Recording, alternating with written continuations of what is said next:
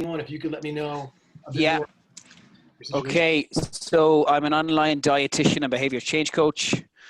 I did 1,600 quid revenue last May. March just gone did 58K. That's sterling. So big increases in the last. A year ago, you did 1,600 and now 58,000. Yeah. From March just gone. That doesn't sound like a problem. That's not okay. No, I'm over the moon, and that's British pounds as well. So I don't know what that is in dollars, but it's like been $12 billion. I'm going to go with that. We're going to go with that. Yeah. I got your training in the Black Friday challenge in November, and I watched all of your training like literally twice. Literally sat down twice and implemented so much of it, and I was 27K in November. So now revenue's doubled since then. So. Very grateful. My story, do high ticket, 2,200 sterling. I have a team of 12, do online. All I do is sales and managing team. Team of 12. What do you mean by that? Just like I've got 2 personal trainers. I've got a psychologist. I've got 2 VAs. Other people doing everything else, and I'm just doing the sales. What is your offer? My offer is a transformation program for 12 weeks, weight loss. Weight loss. You're doing that much revenue with a weight loss program.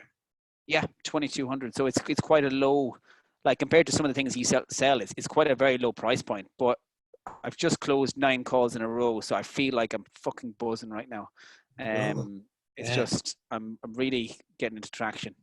So I love it. This whole thing. I was going to do this event in Australia, actually starting tomorrow. And the guy, his name's Matt. He's in Sales Mentor as well. And he, him and this other guy, Marco, they're beast at closing the fitness thing. And fitness, you get all the objections because it's not just the money, it's the willingness to spend the money. And so it's an interesting one. My background, I have a kinesiology degree and nutrition at the University of Maryland. I was like super into fitness, and that was my jam. So I'm super familiar with all that. So you've got a weight loss offer where you take people, they get a registered coach, a mindset. They get supported by myself, a psychologist, 2 other PTs as well, a community group, and we just give them lots of freebies, and they get our app, they get an online login, but it's all personalized. So when it's personalized, they're willing to pay for it. But Ashley Crooks, Ashley Crooks, he's came to a couple of your trainings. He's friends with the remote fit guys, James and George. Anyway, he mentored me for a bit as well, so got lots of him. He introduced me to who you were, so that was a big help. Yeah, very cool, man. This is cool. At the rate that you're going, are you gonna find another salesperson, or I already have. So I've got a guy at the moment I'm training up, and if you were to ask in terms of what's moving the business forward fastest, if I can get TJ trained up faster right now, this could multiply because, we're getting ad costs at such a crazy rate. We have 200 leads in today in ManyChat, and we're spending like £3 to get a lead in on ManyChat, and we're getting an application form for 25 quid. So it's crazy. The webinar I have is performing very well. So if I can get TJ, my closer, to close more, and if I can consistently get more calls on, then this is going to grow very quick. I want to hit 83K in the next 6 weeks. Amazing. And so you go add to webinar, and then they get sent something in ManyChat, and then a person eventually hops on after a couple prompts, and then 3 setters are there, and they're booking on calls. They're booking about 20 calls a day right now. So they're really performing very well. It's just, I'm excited. I've just still some stumbling blocks that I'm falling down on, but we're getting over them. Biggest one by far is the cost objection. I am poor at dealing with that midway through the call. That's definitely my weakest point. It's probably the most common one as well. Some of them genuinely haven't got the money, and despite the screening process in the app, they're still getting on the call.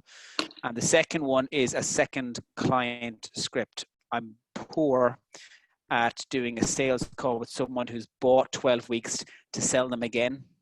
And I'm leaving so much money on the table by not re-enrolling people. Yeah, so you've got to Yeah, I would right. I started doing a lot of enrollment on my own stuff before into a recurring thing, and I remember.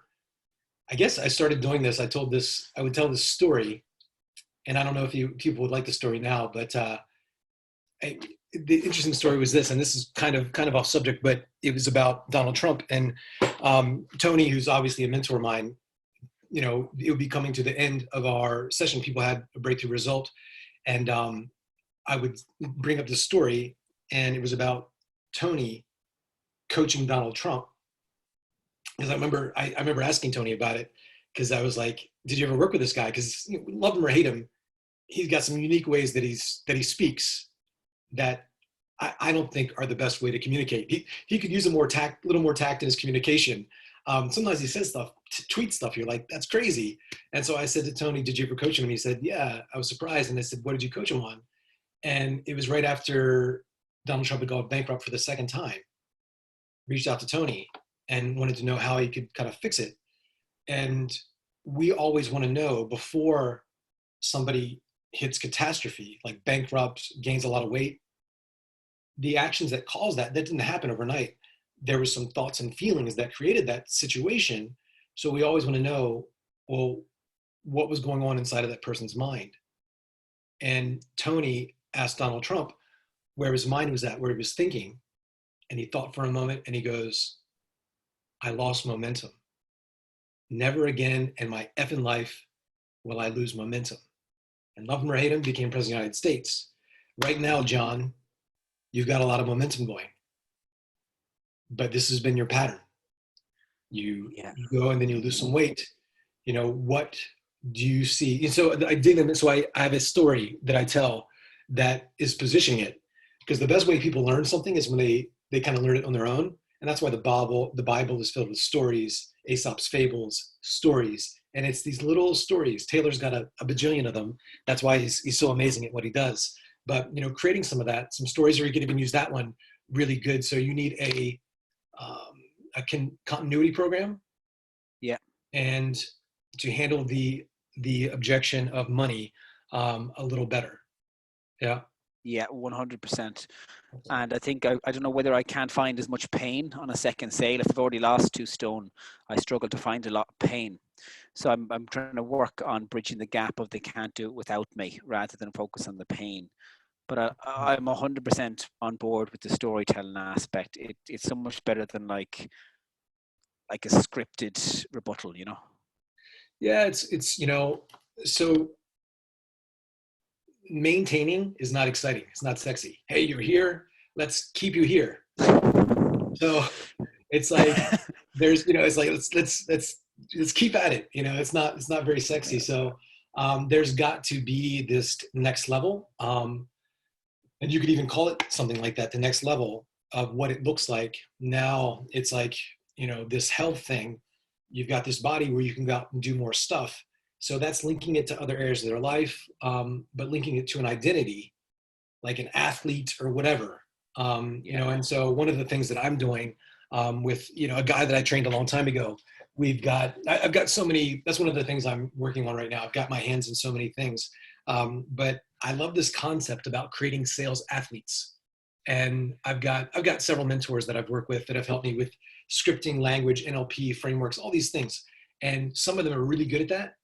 And then there's certain people that are really good at really motivated, and they're like fitness models and stuff, but combining them is really, really amazing. And so I'll break down what that sounds like, but this whole concept of sales athletes, where now I'm teaching people what to say and who to be, sales leaders, sales athletes, but also, as Taylor would call it, behavioral optimization, or optimizing the environment, making sure that the change is ecologically sound.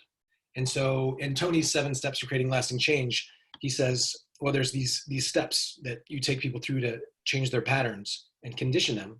But the last step is making sure the change is ecologically sound, meaning that who this person gets to be, where now they've had a transformation in their own body. But if they go back to work or in their home, where everything, there's donuts and things all around, it's going to end up affecting them. So it's about them. They've got some change with becoming a leader. where, whether it's in their company or their family, like to be that voice, to take what they have here, how do they communicate that to people without making them wrong? How do we make sure the change is ecologically sound, not only for yourself, but so that you can be an advocate of health? And so there's a lot of different ways to do it. And I remember I came to this conclusion years ago when Tony's got this thing called a Wheel of Life. I don't know if he created it. It's everywhere. You go to an event and they have like fitness, finances, work, fun, spirituality, all these different areas of life. And so there's 8 of them that are the big 3 for coaching, obviously health stuff, money stuff, relationship stuff. But I began to think about combining them. And I coached some people. I coached a couple guys that did this, where they were in fitness, but they were like really big on like Jesus and God and all these things. And I was like, well, why don't you have like, when Taylor and I were in Milwaukee, there's a guy named Pedro Addo. He does this challenges and stuff like that. Doing really, really good. He's got one right now. He's very into Christ and all that. So that's his target. And they're going to have people go speak at these Bible study classes and teach entrepreneurship to like the Jesus people, you know, that are really into that stuff. And so it's this cross-pollination where, you know, like fitness, but with your spouse, fitness, like in the workplace. And so you know, there's, you know, fitness and fun, fitness and there's all these different areas of life. So that cross-pollination. So there's different other ways that you can do it. And that becomes, it's like almost the opposite of niche, where you're helping them they've gone deep and now we're widening it. Yeah. So there's like deep and wide. So anyway, but before, I mean, I could talk to you about so many different things. What do you feel like you need help on this call? I know Josh had sent me a short text and I kind of glanced at it, but what's the target we're looking to dig into here? Good man. Biggest objection I'm getting is 100% cost.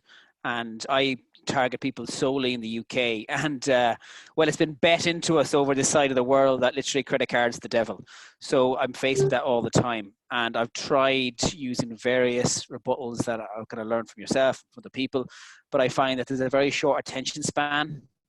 So if I don't make it brief and don't give it in brevity, they kind of knock me out the park, or they just blow it away and they're like, batter down the hatches, you know. So I suppose dealing with the cost, trying to get them to open up to using credit, that would be probably the biggest thing. Yeah, you know, it's some of it is you know, there's an emotional point, but it's also a lot of logic. And you know, just to walk you through something, I don't know if you've glanced at this. Josh, Blake, how are you guys doing? I know I just kind of hopped right in here with Alex. How's everything going with you guys? Doing awesome. Yeah, nice. All good. Cool. You know, I had a couple of things that I was going to dig into. You know, it's like, so here, let me just want to share my screen really quick. And we're going to take things in a new direction, but also this is great. So a couple things. So many things. Where are you guys at now? I'm trying to share my screen. Oh, there it is. I'm finishing up the closing section today. Today's my first day. Other than this, I don't have anything on my plate. So finishing up some things for Papa Blake and the team. So I'll get that over to you guys today. So you can see I've got like a million things open, but for one, I want to just share this really quick, and you can see my screen, yeah? Alex, you can see my screen? I can, yeah. Awesome. So obviously opening, and I like having a visual model. You can screenshot this or I can send it to you, but you want to have something. I always recommend taking your own. How you take notes on a call, really, really important. And so I've always got like in the corner, some kind of checklist. And if I'm getting a recurrent objection, you know, it's best to have that really nailed down in the COI, cost of inaction and consequences, before you drop the price. And then one of the things that you do is you'll loop back, you know, because of the fact that you said, so when you told me, I want to realign you with that. I want to remind you of that. So that's why it's so important that we have the ammunition or the correct discovery, because people always ask me, you know, and I almost hate it when people say, well, what do we say when they say this? Well, what didn't you ask ahead of time? And sometimes you will disqualify those people or be like super skeptical, almost push back against them when you're digging in and they're, you know, hey, what do you do? Like, and so I love how Peyton helped me phrase this one time, speaking of a fitness offer where somebody there obviously want to lose weight. And so you're asking them to say, well, what we find to be one of the biggest causes of weight gain is stress. Tell me where are the biggest stresses in your life right now? And they might be ambiguous or all over. Either way, you're going to guide them to one of two things: relationship, spouse, support system type thing, not having any, like lonely, or, whatever. That's one. And then work, career, finances is the biggest. Tell me a bit about your work situation. Tell me about your finances. And now we're digging into, so you see that syntax. Now we're digging in and we're getting financial information, but they're going to share it with us freely because it's about their weight gain. Does that make sense? And 100%. So that's a loop that we need to close before we drop the price. And so they might say, well, I got laid off from my job at McDonald's 8 years ago.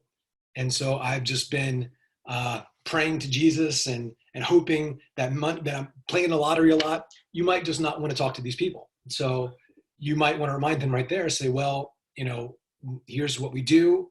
And I want to let you know that there is, a financial investment involved.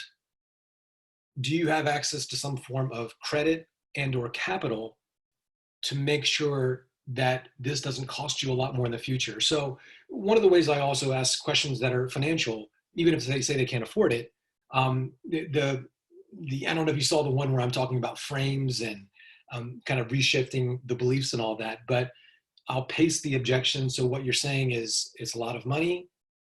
I get that. And if you don't fix this problem now, isn't it going to cost you a whole lot more money in the future? So also in this middle stage here, with those 8 F's that I talk about, finances, fitness, family, faith. So I need to get them to tell me how their lack of fitness is affecting them financially, because they don't have energy, they can't work, their body is not resilient to stress. Family, not being a good role model, it's going to end up costing them money as well. Faith, sense of meaning and purpose. I think that we're all here for a reason. Like on this earth, I don't know what your spiritual beliefs are, but I think that we're all here for a reason. You're here for a reason. Maybe it's to be a good parent, maybe it's your work, but do you feel like you'll be able to ultimately fulfill the purpose of your life in a body that's carrying 100 extra pounds or 50 pounds, that's not hydrated, that you can't even take care of yourself? How are you supposed to be this person for your kids or really fulfill your life's purpose? So the way that I would do it, when I first started doing any kind of high ticket coaching, I would sell 5 to 10K American dollars. So that's like $2 sterling. That's still pretty significant amount of money for fitness. And I got people to tell me how their lack of fitness, because I was in really good shape. I got like really big, and I had this before and after picture where I was yoked. And people are like, oh, I want to be like that. And I'm like, hey, getting a 6-pack, $10,000 when I could go to the personal trainer, because I wasn't even seeing them in person. But I got them to associate that their lack of fitness affecting them in their faith, like taking care of their temple, like a God thing, because some people that was really hot for them. Family, work, like how much it's costing them at work. And so right here you can see COI, consequences, and financial situation. I'm digging all into that. And I've got my sensory acuity. Obviously, I'll ask somebody some background questions like, what do you do for work? And if they're an executive, or if they're like really broke, stay-at-home mom, I'm going to spend more time there. And also any female, I spend more time around spouse and support, because I know that there's a higher likelihood that the spouse need to talk to my husband thing. Yeah. And so I want to say, also that's, tell me, biggest cause of stress could be relationship. Does your spouse know we're on the phone, or is this like a secret conversation? Digging into that. Tell me more about, can you explain to me this? Tell me the thinking behind. And when anybody is talking a lot and explaining themselves, they're automatically in an inferior position. But sometimes they'll ramble all over the place. So let me pause you there for a second. When you said this, what did you mean? So I've got a lot of clarifying questions. I'll share a few right here, what they look like. I'm sure you've seen them before in other pieces of content that I've done. But yeah, this is a little bit all over the place, but this will all come together. I just want you to see what they sound like. Boom.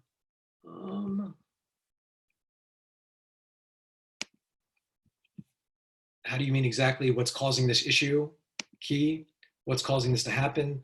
What's prompting you to look at changing this? Can I ask what originally led you to the decision in the first place? What was the thinking, or what was causing all the weight gain? And so the cause of the weight gain, like that problem right there, that pain, I need them to see that as possibly permanent and pervasive and preventative from achieving their dreams. And, and really digging into that is going to be key.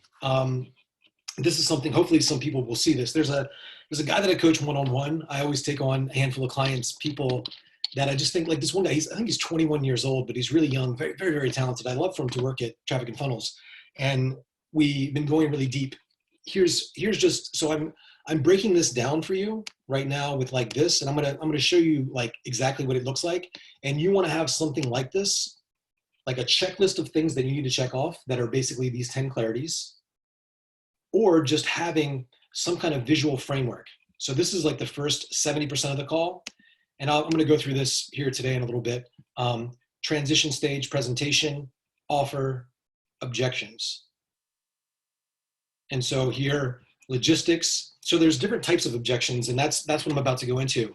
There's smoke screen, uncertainty, not certain in you, themselves, their product. So I treat everything about like it's uncertainty. Sometimes it is logistic, but they'll say they need to talk to their spouse, but really it's an excuse. And so there's a way to ferret that out. That's exactly what I'm going to touch on here today. And that's really going to help you. But in order for it to work, what I'm going to teach you here in the next few minutes, we have to nail down this stuff where we can loop back to what they said. And we've got to have some clarity.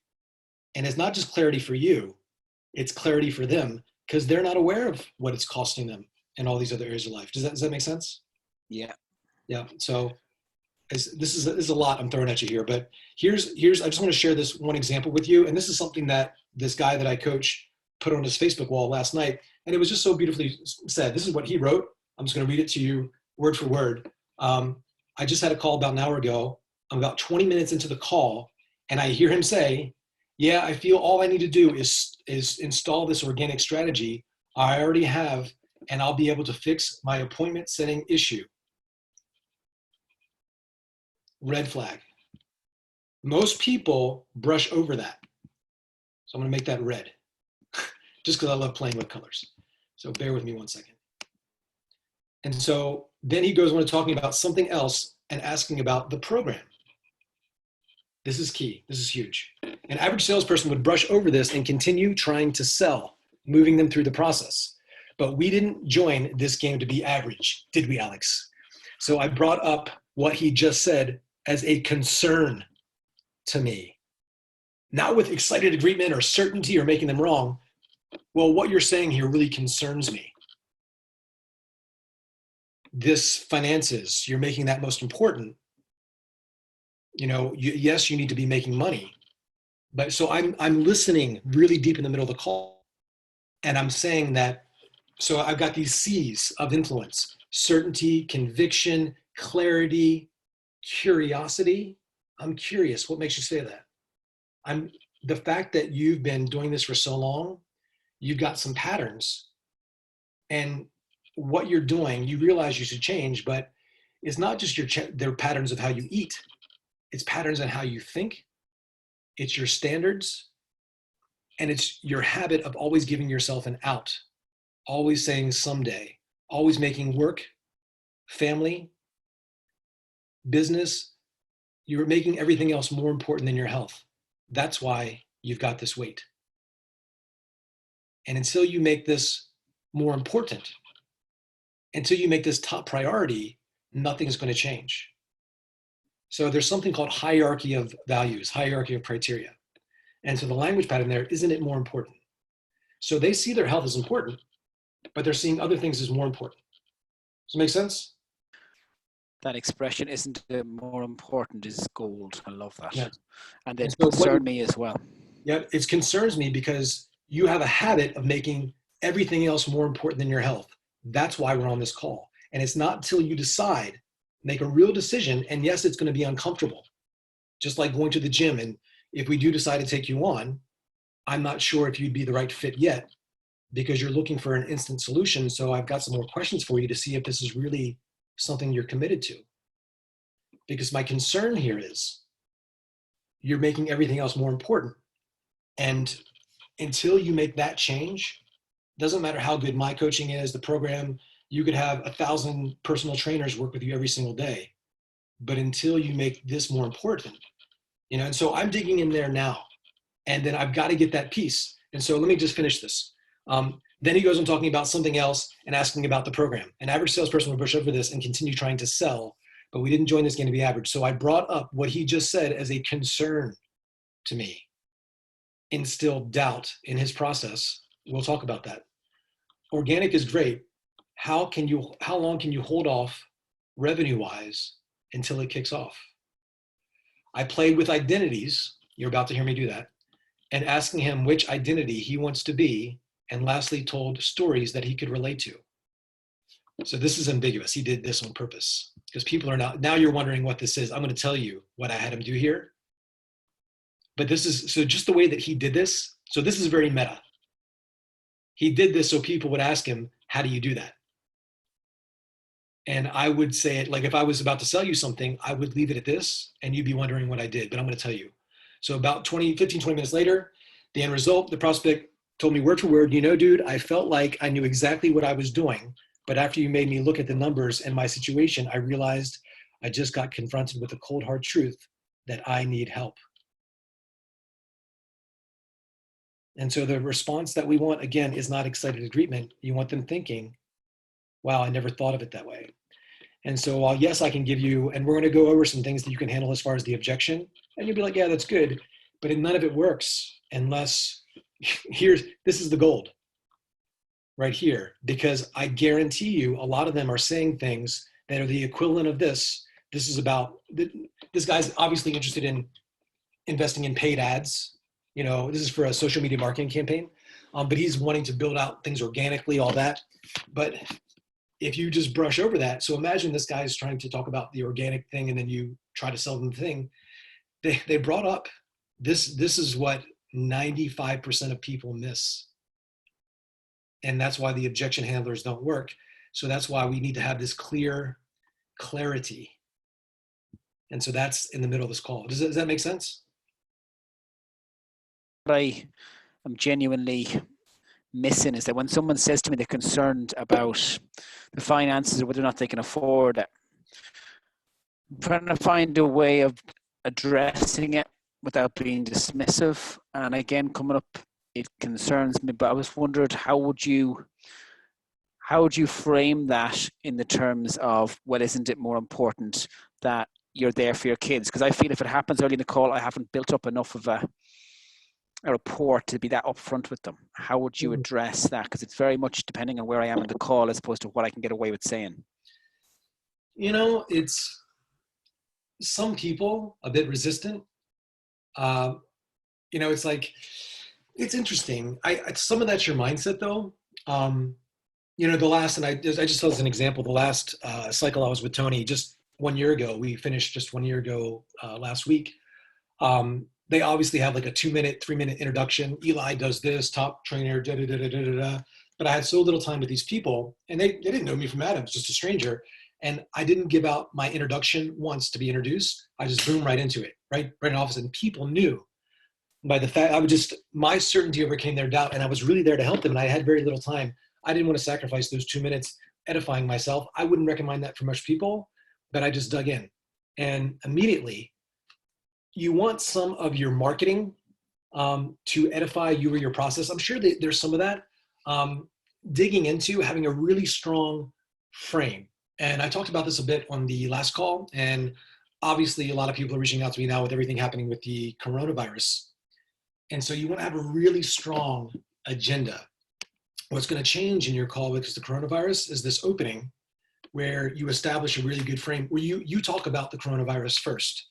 But this might be saying, it's like in the next 30, 40 minutes, whatever time you allot for these calls, we don't work with everybody. And I know that some people I talk to, it'll be the only time that we ever meet because not everybody's a fit for our program. And because of that, I'm not going to like kind of dance around anything.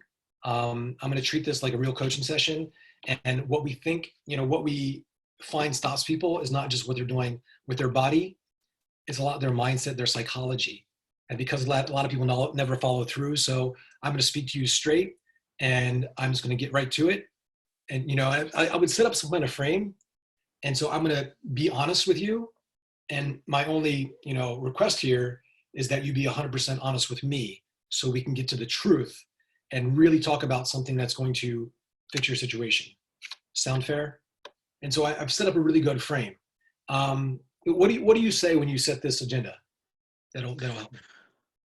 The rapport building, I use the coronavirus thing that you've mentioned previously, and that's changed the game in terms of two identities. Where people who retract, contract, use it as an excuse to hide away from self-development, or people who actually use this as an opportunity to progress so they don't have a mountain to climb when all of this blows over, as it will. And then I go into, so what's prompted you to hop on the phone with me directly? And before we get started, just before I said that, I'd say, well, look at just in terms of how these calls work and what I found works best in the time that we have available. If you can give me a better understanding, a better understanding to what's actually going on with you right now. And that's going to do two things. One, it's going to allow me to diagnose why you're stuck. And two, it's going to allow me to figure out whether or not I can actually help you. Sound good? That's beautiful. Yeah. And so I think you're doing good. The concern you're having is that being too direct too soon can break rapport. Have you had that happen a lot where you've broken rapport? When you say that, I probably haven't. It's just probably 100% in my own head when you said mindset. I don't know why. Yeah. The rapport thing with the spouse in terms of do you have to ask permission? I'm happy to say that early in the call, but for some reason, I don't know about tackling finances earlier. I'm just not. Maybe just reps I need, but just getting the fucking bull ring like. Yeah, I mean, people, and it depends on like who it is a lot. You've heard me talk about the postures. So you're using all three. And so, it's like, I'm going to speak to you straight. I'm going to tell you like what you're doing really freaking concerns me because who you actually are is amazing. Like I can see that sounds like you're a great mother. You're great at this. I mean, I've really enjoyed our conversation, even though we've only been speaking 5 minutes. I can tell you're a really good person. But what you're doing here really concerns me because I think you're a lot like me. We all want to do this and this and this. But if something doesn't change and change now, if you don't make this a priority, what's the probable almost certain future for you being there for your grandkids or this? Do you think this supports you? So I'm giving these alternative choice questions. It's interesting. I did something on a call just the other day. And these things might sound like it's another thing, but these are the little nuances. This is, you could say it's advanced. And then I'm going to take you through just for time's sake, because there's a lot that we could dig into here, but I'm going to just walk you through some of these frameworks and you'll want to watch this video again after I take you through all this. But like Tony does this at UPW when he's about to sell something, Mastery University, it's like $10,000. That's like $2 sterling. He walks people through this framework, and I'm a big fan of frameworks and also linking the framework to an identity. So you can see here, so I brought up what he just said as a concern to me, instilled doubt in his process, with this question, played with identities. So there's these kind of people who this and people who this, and then told stories that related to each of them and asked him, leading him to an identity of who he wants to be. So remember, it's not people buying coaching or not buying coaching. At the next level, it's do you want the result or not the result? That's the decision they're making. Or do they want to be this type of person or be this type of person? So what we're doing is getting them to elevate their status, their certainty, selling them an identity of who they ultimately want to be. And so I'm going to break you through like what that actually sounds like.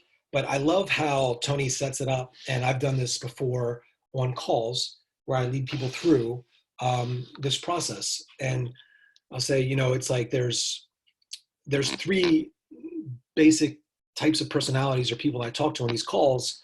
And you tell me which one sounds most like you. And I'll give you some feedback where what I think based on what you're saying, but you be the judge. There's people that have these big goals, like you want to get in great shape, and people so imagine it like this, and I'll even draw this out if we're on video, but I'll just show it to you like with my hand, and you'll see it. So imagine a starting point here, and they want to get to here, but success doesn't just jump up like that. What these people do is they have some success, and then they hit something called a plateau in their weight. And some people, they hit that plateau, and then they go all around, and it's like they're stuck here for a while, but they're pushing and they're pushing and they're pushing. They're maybe a couple of years, and they push and they push and they try everything, and they spend thousands and thousands of dollars and they stress themselves out. But after a couple of years, boom, they have a breakthrough, and they break the plateau, and they lose a little bit more weight, or they have some success. Then they hit another plateau, or they go back down. And then they stress out, so they stressed out, and then boom, they have a breakthrough. And they kind of do this.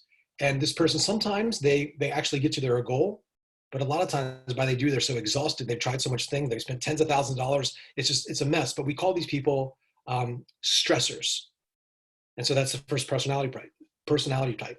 Second one is the person tries something new, and then they hit a plateau, and then they say, you know what, not for me. And then they go back down, and then maybe later they try something else, but then they hit a plateau. Then they try something else, they hit a plateau, go back down. We call this person dabbler. They dabble. Well, I'll try a little this, little this, little that. And that person, unfortunately, always remains a failure. They never get what they want. Write this down. Dabblers are failures. But then there's the third type. And this is the person that, again, they get some success, and then they hit a what? That's right, a plateau. But this person doesn't stress out. They pause, and they get some help.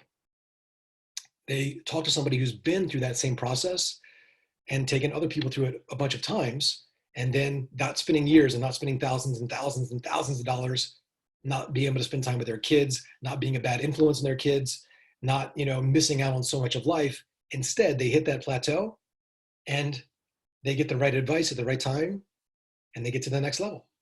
And then a few months later, years later, whatever, they hit another plateau, but then they stop and they get the advice that's going to take them. And eventually, not in decades, but often in just a matter of days, they achieve their outcome. And so we have the stressor, the dabbler, and the achiever. Which would you identify yourself as? So I'm creating an identity for them. And even if they say achiever, I'll say, well, who have you been? So would you use that around cost? You'd use that around cost. You bring in them three identities. Yeah, so that's just in the process, and that takes like 2-3 minutes, and you can work that into a script. And one of the things that I'm looking at doing, and I don't want this to be too complex, and for your offer, it's not really expensive. But if you're selling something that's really, really expensive and it's a complex sale, like software or something like that, it's really powerful when we take people through a framework and they link it to an identity as a business owner, as a leader, whatever. And that really helps a lot. I've seen massive shifts in sales processes when people have visual models and people are identifying over and over again. But for you, with the financial concern, it's really about nailing it here, getting the COI, cost of inaction, not having your health the way that it wants, that you want. Has that caused some stress for you? Where else has that stress been showing up? Has that been taking you away from work or energy? So we want to get this cost of inaction, ideally, for them to begin telling us where it's affecting them in other areas of their life. Does that make sense? And so, Sure. And so the way I often lead into it is, well, what we find to be one of the biggest causes of weight gain is stress. Can you tell me a bit about the stresses in your life? And that often opens up a lot. Is that had an impact on you personally? Anybody else impacted by that? And so work, so I'll dig into the work. Do you think this has cost you from getting promoted? And it's, I hate to say this, but we do live in a judgmental society where a lot of employers won't even hire overweight people because they have less days at work. They're just not taking care of themselves, which sends a message to employers. And here in America, at least, I don't know what it's like there, not over in your country, but I imagine you have some American clients. They see these people as, because of so many companies spend money on healthcare, the biggest costs to companies in America are healthcare. They see an overweight employee as a liability. So right now you said you're not working, and I know finances are tough, but can you see that if you don't fix this, like this is not gonna go away until you make this your top priority? And this is true, by the way. Like, employers do not want to hire sick people because it is a huge cost for them. And healthcare is it's insane here in America. Do you have clients here in America? I used to. I moved back to just the UK. I found that just the time difference suited me better. Yeah. In terms of closes, yeah. Do you have clients the other way too, like Australia? No, we did Ireland, did the UK, did the States. Irish people didn't like putting loads of money on their health. I don't think they valued it as much. The States, I found that I struggled to get people in who financially were there. And the UK, they just hate credit cards, but it's just the UK I'm targeting right now. Yeah. So, even with credit cards, it's like, and there's so many different ways to handle that. It's like, that's the belief. So let's get into some content here. I know I've kind of thrown a lot at you, and the idea is for you not to regurgitate everything that we're saying here, but just to get a few nuggets. And first of all, this visual model will help you. You really want to get, and I put some notes here, I can send this to you, get clear on the why, what's causing these problems, impact, affecting them personally, emotionally, motivation to change, why not stay where they are. It's also, like, people really need to be anchored in the cost of what it's costing them. Like, work, and it's not that expensive, in my opinion, but that's just my opinion. But these things you really want to be able to flesh out, and that's what you're going to anchor back to as you give the offer. But let's go through some content. I wasn't even going to go through this because I didn't prepare any content for today because I just wanted to go through this. But this is something I just sent to Blake and Josh, things that's inside of the Inbound Closer program. So I'll just take this through. But this also, so a way that I always think about any kind of objection as a limiting belief. And again, a limiting belief, did you see that one, the call that I did like a month ago, not 2 weeks ago, but 2 weeks before, where I went through the 14 different frames of, wasn't that a lot of fun? The big takeaway I got was the whole, I'm always going to tell you what you need to hear, not what you want to hear. That expression alone has just given me leadership back at a call within a matter of a click of a fingers, like. Yeah. And so I always ask this as a question too. And so it's like, I love helping people, and I'd be a coach, and, I'm not your coach yet, and maybe I never will be, but it's okay if I give you some honest, direct feedback right now. If I coach you for a second, say, are you sure? Double tie down. Is it okay if I give you some honest feedback here? They say, yeah, sure. Are you sure? Double tie down. I do that on every call. Yeah. Are you sure? Well, let me ask you this. Does a good coach tell you what you want to hear or what you need to hear? Need to hear. So I would love to be able to tell you, keep on doing what you're doing. Don't make this a priority. Continue to put everything else first. It's no big deal. You're not going to end up depressed. You're not going to end up in the hospital or with a heart attack. That's not going to happen. I would love to tell you that, but that wouldn't be the truth.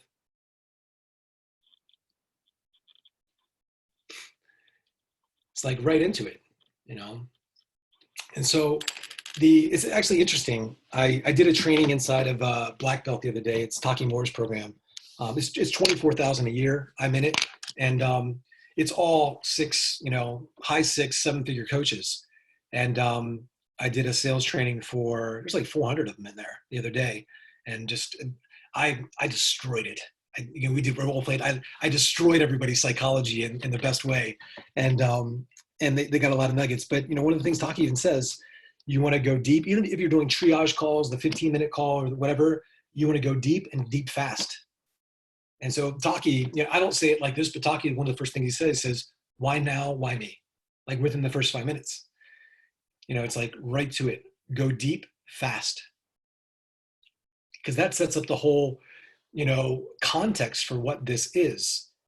Like some guys, I can think of so many analogies here, but sometimes we hope like this, we're going to sing and dance enough and then we'll get into the deep stuff. But some people, there's just an expectation. There's a frame. And so like, that's also when one of the first intro sessions, I do some one-on-one coaching. It's like really successful people that I've met through the Robbins organization, but I let them know, like they have companies and within their company, there's a culture. Innovation at Apple computers, like there's a culture there that the leader brings to the conversation. And so in our little coaching session that we have here in this relationship, there's a culture here and it's called commitment to results. So here we're all about getting results. And so I set that frame up with all my clients right away. So like I create the frame, here's what goes on here. Like this is what this is about. And the way that I often eloquently put it is just, I quote something Tony said to me a long time ago. And there was a small group of us and some other coaches were there and talking about happy clients. And Tony goes, I don't give a fuck if the clients are happy. I don't want happy clients. I want clients who get fucking results. I don't give a shit if you're happy. It's like, you're here to get results. You're not going to be happy with a lot of things I say to you, but I'm going to speak from my heart and it's going to be the truth and you're going to know it. Your mind wants to be happy. Your mind wants to be distracted, but your heart wants to be fulfilled and your soul wants you to evolve. I believe you're here on this call because a part of you wants to evolve, to grow. And part of growth, there's like something called growing pains. A lot of that feels really uncomfortable. So I could say things to you that make you happy, but that's not what's really going to serve you. And I'm here to help you get results. And so if you want to just be happy, go eat a tub of ice cream and sit in front of Netflix for the next hour. But I'm going to tell you things and I'm going to tell you the harsh truth so that you can get better results. Is that okay with you? Are you sure? And so right to it. And sometimes too, I'll reference like a Tony Robbins or something like whoever's an aspirational figure, the guy that was coaching Manchester United, like whoever's somebody in your little world, what they say. And that's, an aspirational figure for, this client. Could be Oprah, could be somebody like that. And so sometimes I'll refer to them and that also gives some credibility to what I'm saying. I heard this or that. And I used to use that a lot until I really felt like I was strong enough on my own. A lot of times when people get on a call with me now personally, I don't reference anybody. Oftentimes I reference Tony because I've met people through that world and people that reach out to me for coaching I've met through there. So I'll reference this common bond and that like edifies just makes it land more. Not necessary though. But anyway, let me get into this. So limiting beliefs, if then means. And so I want you to realize, and in that training, that masterclass we did on the 14 frames, if then means. So the one that was in there that we really beat up, and I would highly recommend going through that again. So if I don't have money, then it means I can't invest. So I put it in there personally as purposefully as an incomplete belief. I don't have money. What does that mean? We don't know.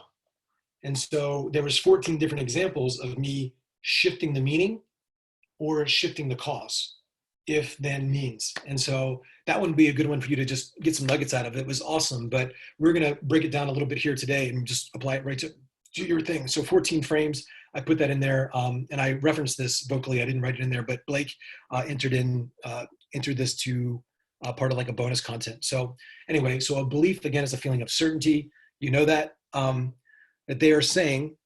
What they're saying is that they're not certain the offer, the market. I put themselves, but also right now, a lot of people not certain about the economy.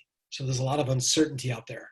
And there's different types of objections: uncertainty-based, truly logistical, smokescreen. Like, and by smokescreen, I mean like knee-jerk reaction. You walk into a store, can I help you find something? No, thanks. Just looking. Just response. So that's also a bad question if you're walking into a store. I gave an example in the video. You walk into a store, I walk into like a really nice clothing store, and then I'll say, I can help you find something. They say, hey, is this your first time in the store? Yes.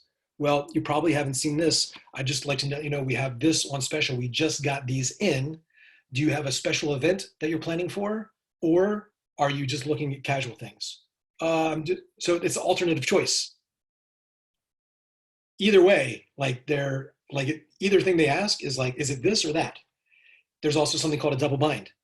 Are you looking to stop what you've been doing, or are you just looking to start something completely new? Either answer is a yes. So that's called a double bind.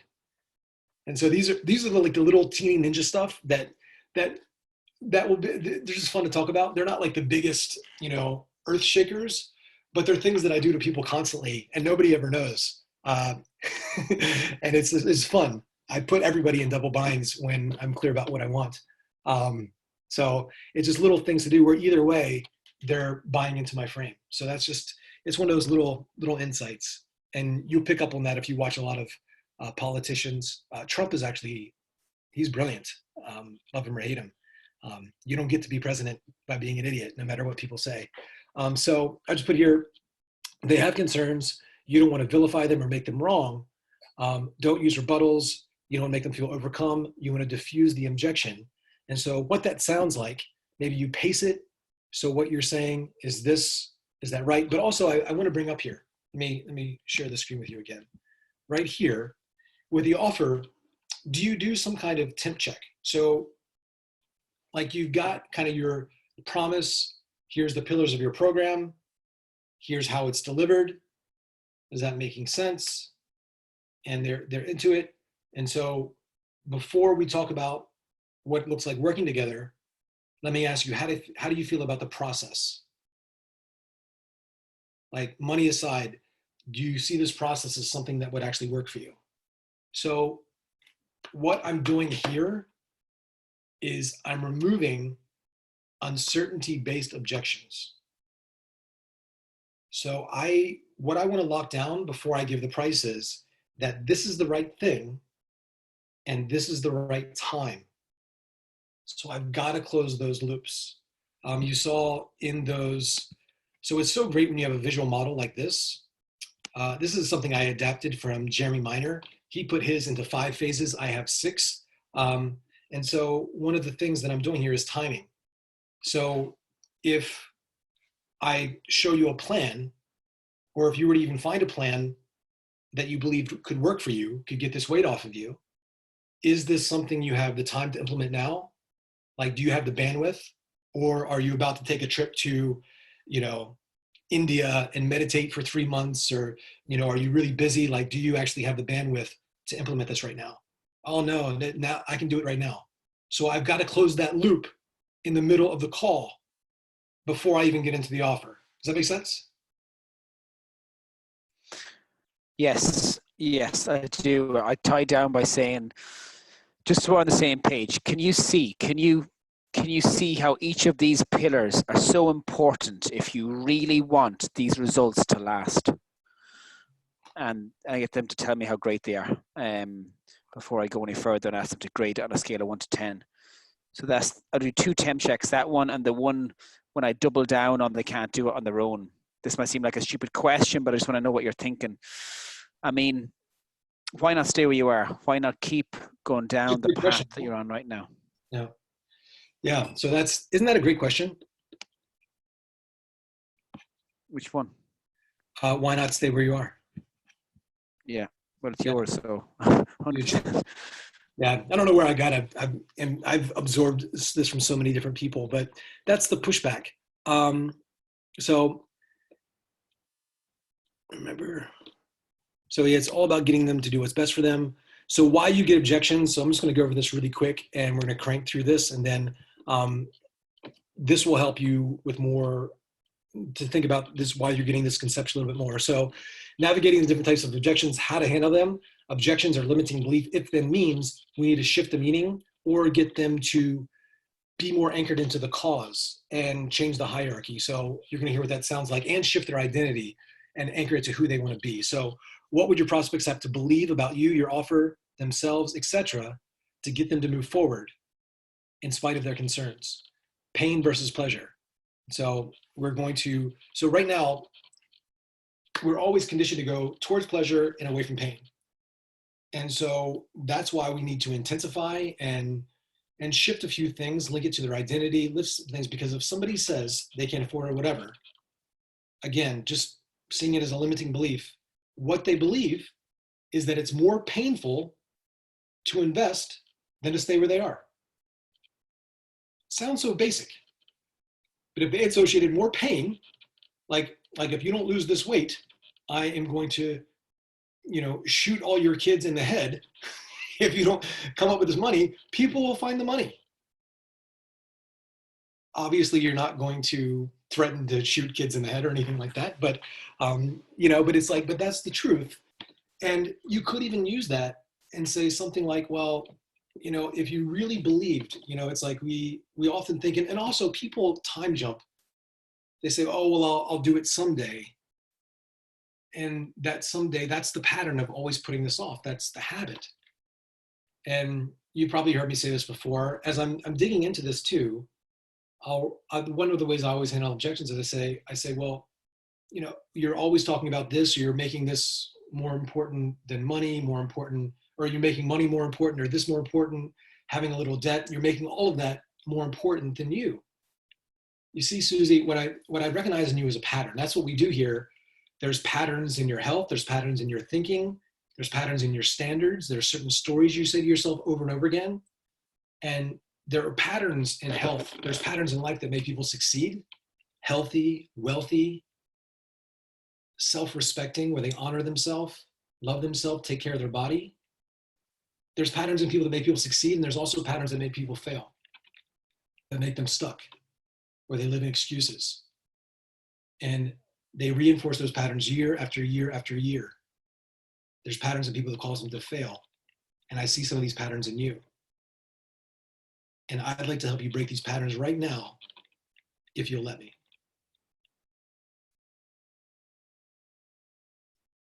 And so that's the superior and then the inferior, if you'll let me, because I can't tell you what to do.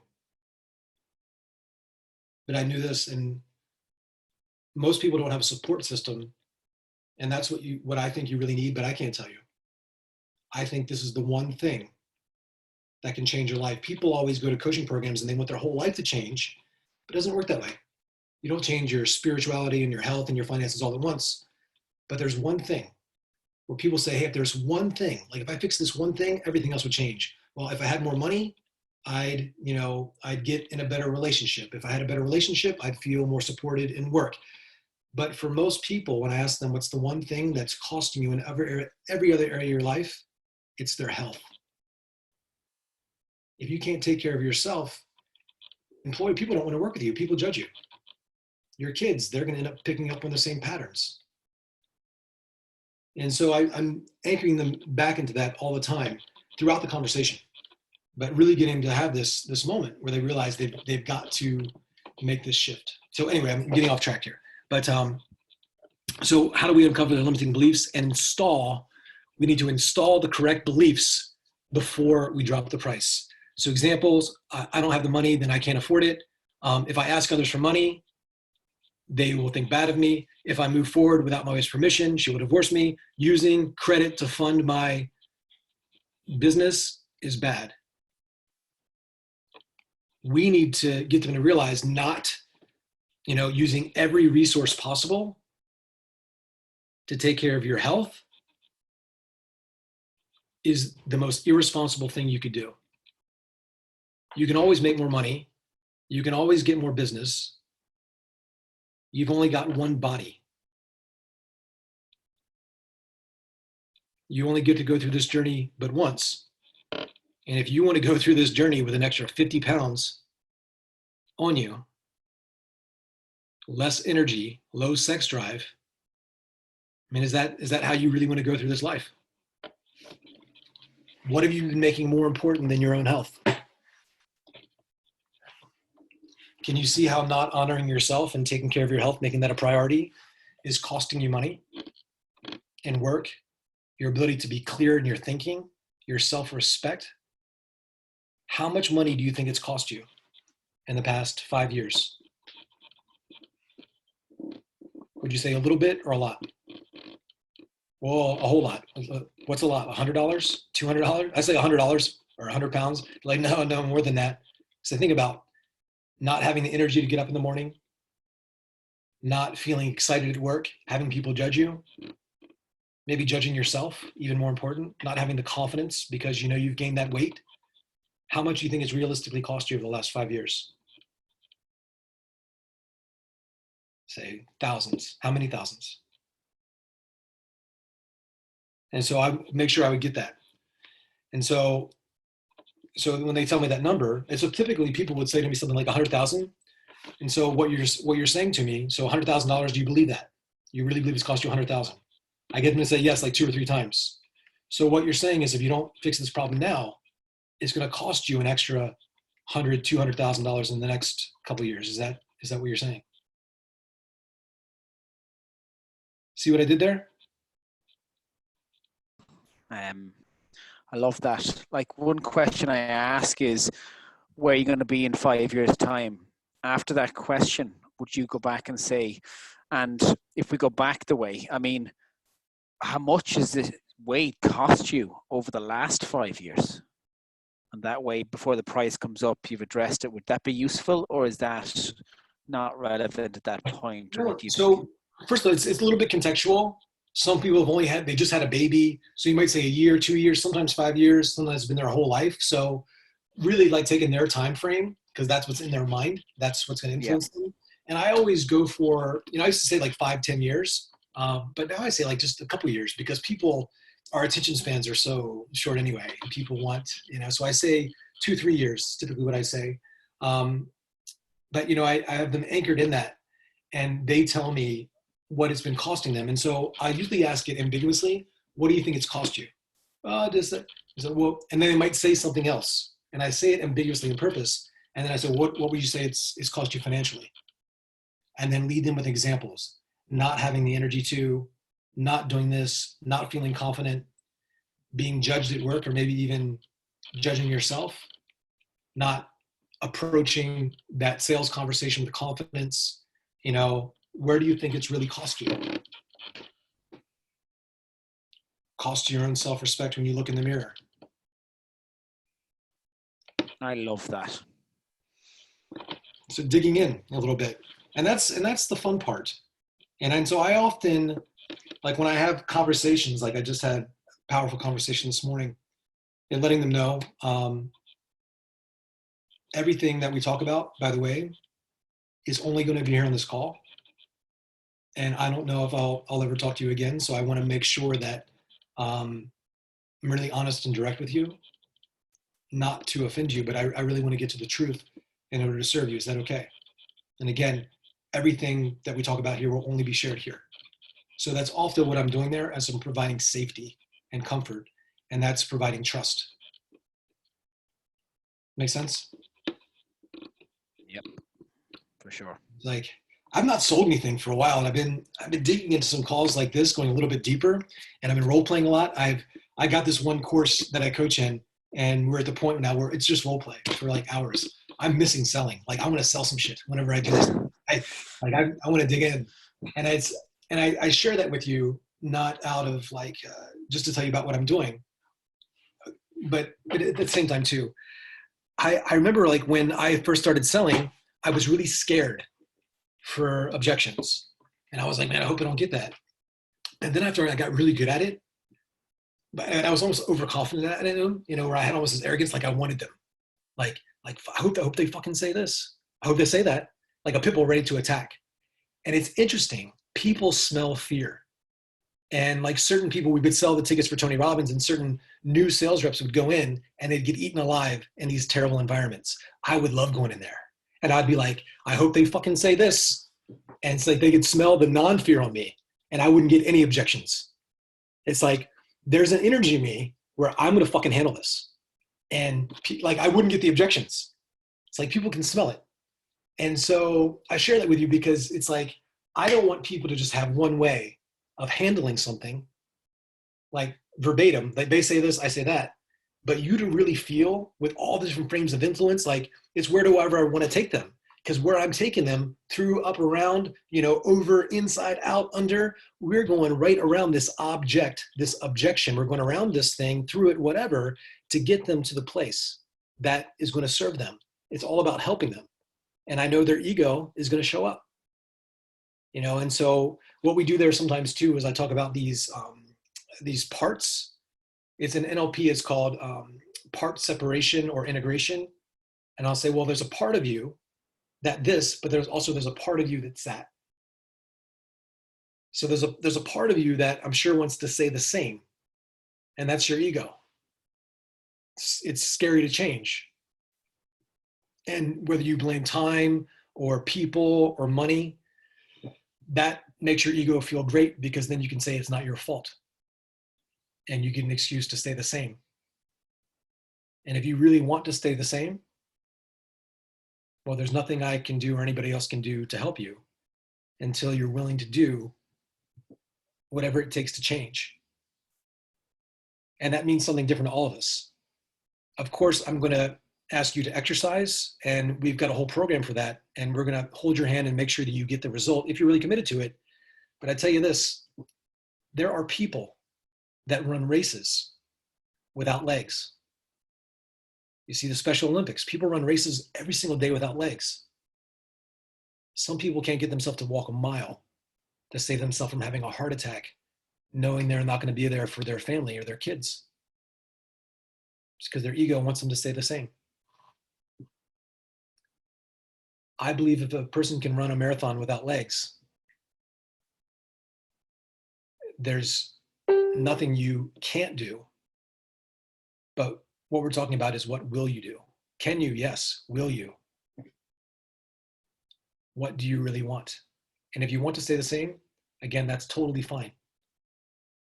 Totally fine with me. But I don't think that's what's best for you. What do you really want? What are you committed to?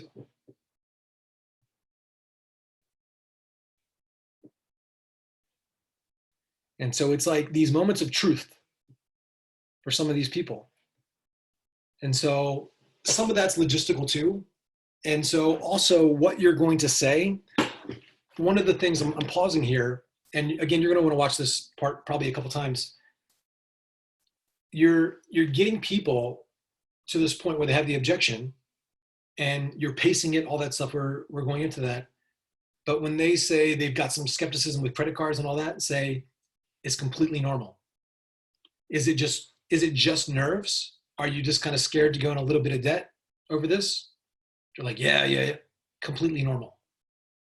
Not a big deal. And not anything that would stop people from getting what they really want. Because once you handle this, you're going to find that now you've got the energy to actually go out there and make money, or you're going to continue to lose another 100,000, 200,000, just like you said. Would it be worth some temporary uncomfort now so that you can be there and make more money in the future? Would it be worth 2,000 to make an extra 100,000 and be thinner and be healthier and be a better role model for your kids? Of course, that process is going to feel uncomfortable. It's supposed to. And so often, like what I put here in that section right here with limiting beliefs or with the objections. So I put here minimize. Is it just nerves? Taking out 2, 3 credit cards. I know it's feeling uncomfortable, and that's part of the process. And maybe going into a little bit of debt, stirring that up a little bit, that'll help you. That's actually going to help you draw a line in the sand. This is like you saying to your ego, you're drawing a line in the sand and you're stepping over it and saying never again. So the pain of having a little debt, the pain of having all the weight, that's what's going to shift you. And now you're saying, this is top priority. I'm going to do whatever it takes. And until you get to that point, nothing I say, there's no coaching program that can help you until you get to the point where you make this priority. But I can guarantee you one thing, when you do, everything else in your life will change. And you know it, don't you? That's the tie down, don't you? And you know it, don't you?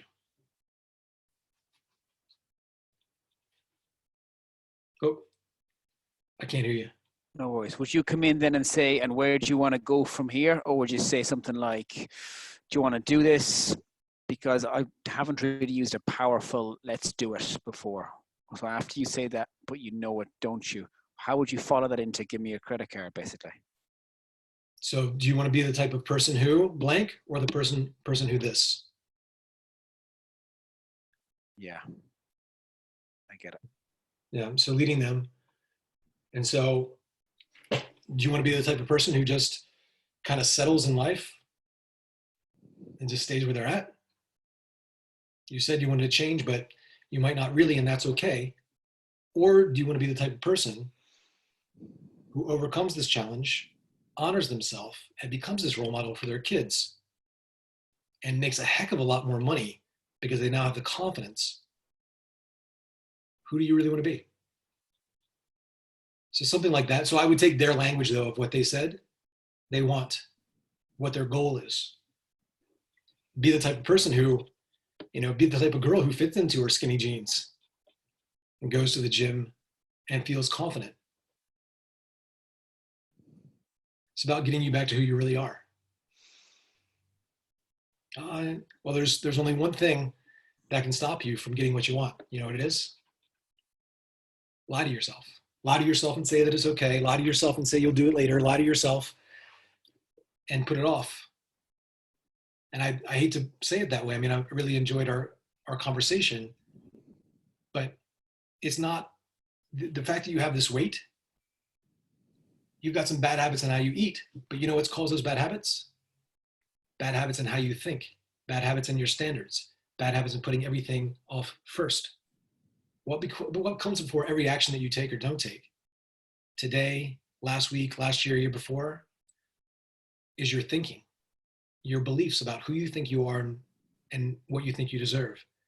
You deserve more than this. You deserve to be in shape. Your family deserves to have the best of you. And so you believe that, your ego is always going to come up with an excuse as to why you can't do that.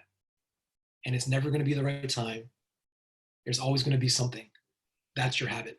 That's the pattern you're falling into right now. And again, I'd like to help you break that if you'll let me. Is this something you really want? Pretty hard to say no to that. So the investment, again, is 2,200 sterling. So that you never have to deal with this, and so that you can be the person that you want to be and really have a powerful influence on your kids and feel a heck of a lot better. How does that sound? So it's hard to say that it doesn't sound good. They might hem and haw a little bit, but I said the investment so that you can get exactly what you want. How does that sound? They're like, shit, let's do it. So, you're using a credit card. Here's what happens. If that, if your credit score is above 600, we can do this. Here's what that looks like. I'm going to sit right here on the line with you as we go into Credit Karma. Completely normal. And so, but at first though, we need to establish that this is the right thing. So that's why I'm talking about the temp check. Does that make sense? Yeah. Yeah.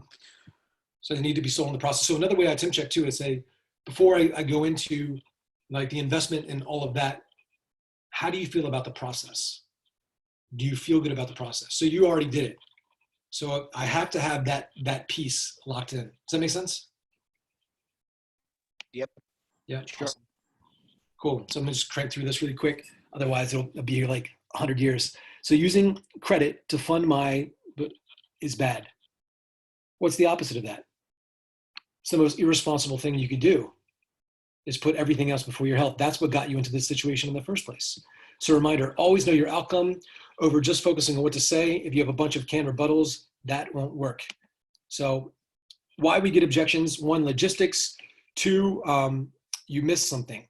A clarity that needs to become more clear as you're digging into the process. I don't know if you can see this. I'm so bad with like little stuff like this. Blake and Josh probably hate me because I'm so bad with the technical stuff, and I've got errors in here and stuff. It's not my fault.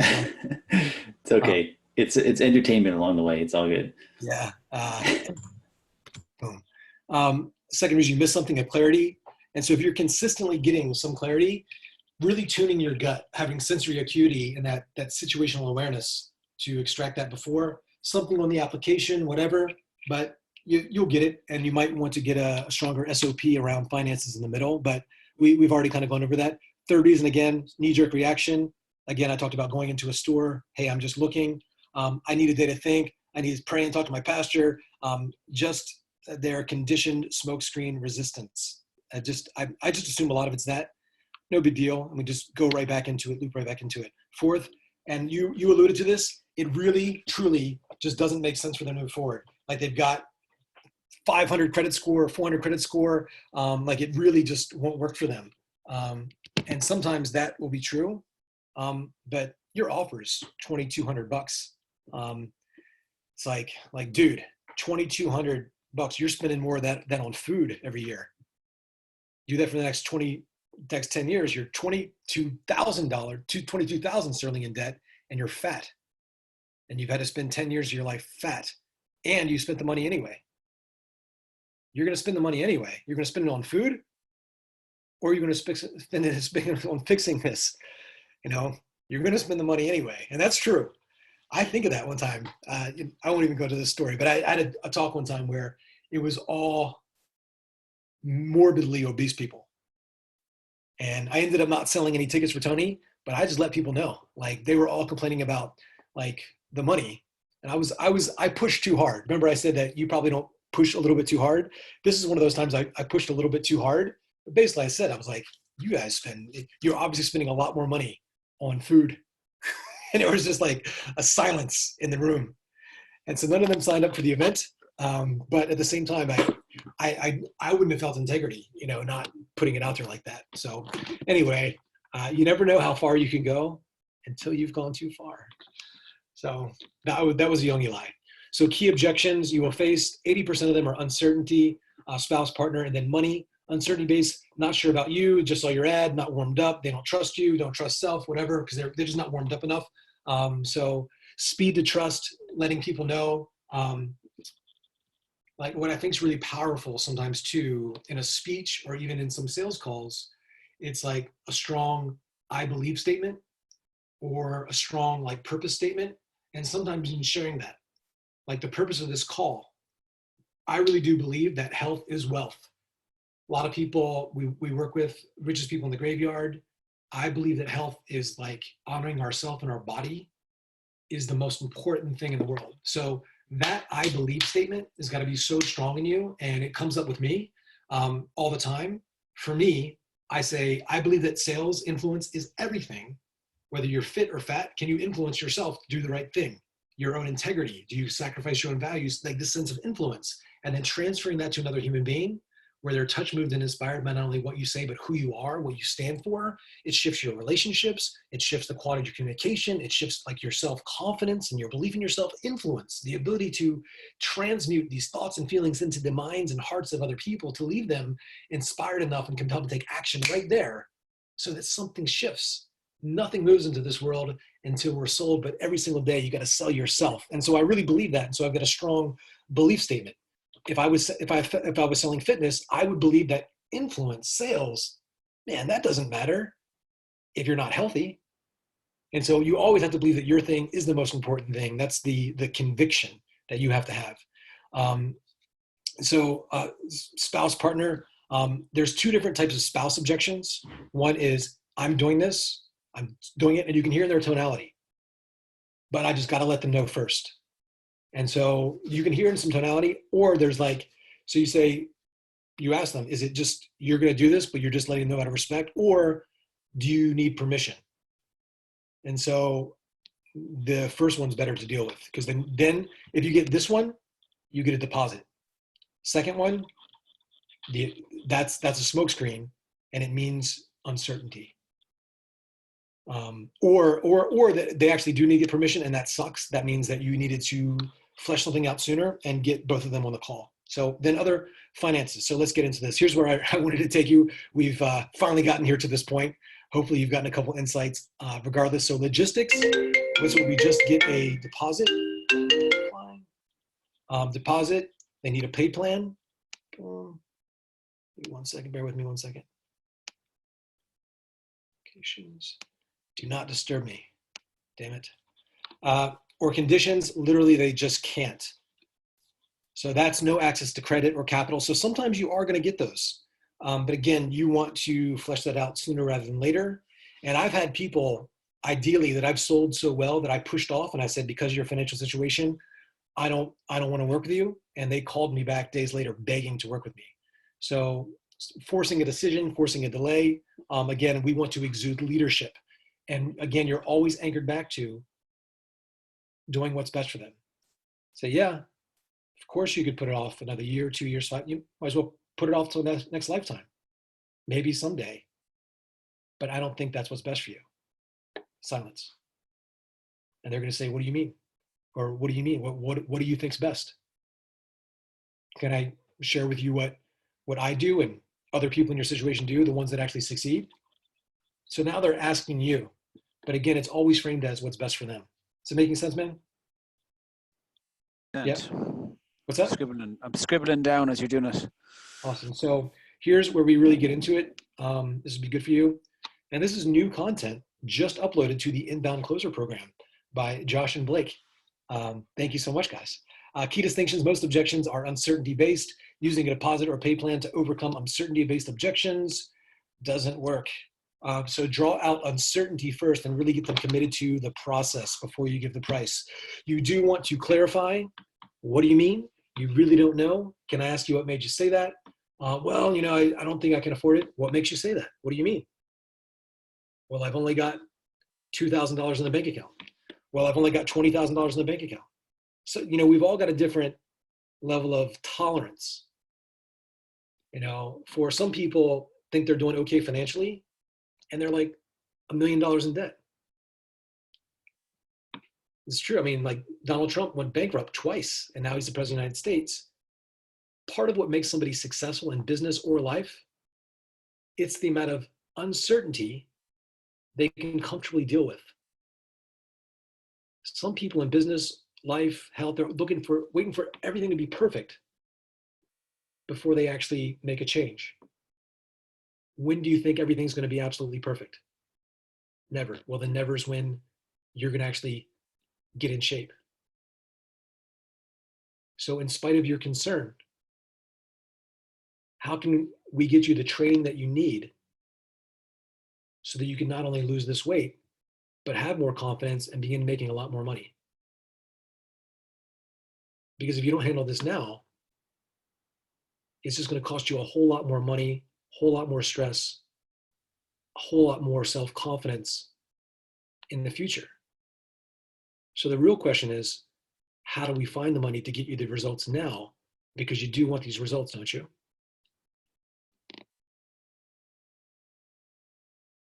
I've said that thousands of times, literally.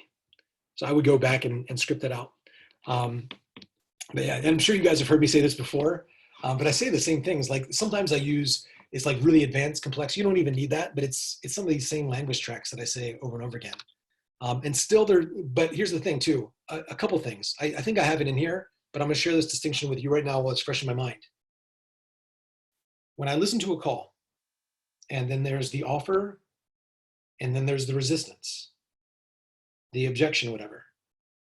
I hear some people, when they handle the objection, there's like a tinge of fear, uncertainty, doubt, anger, frustration with the prospect.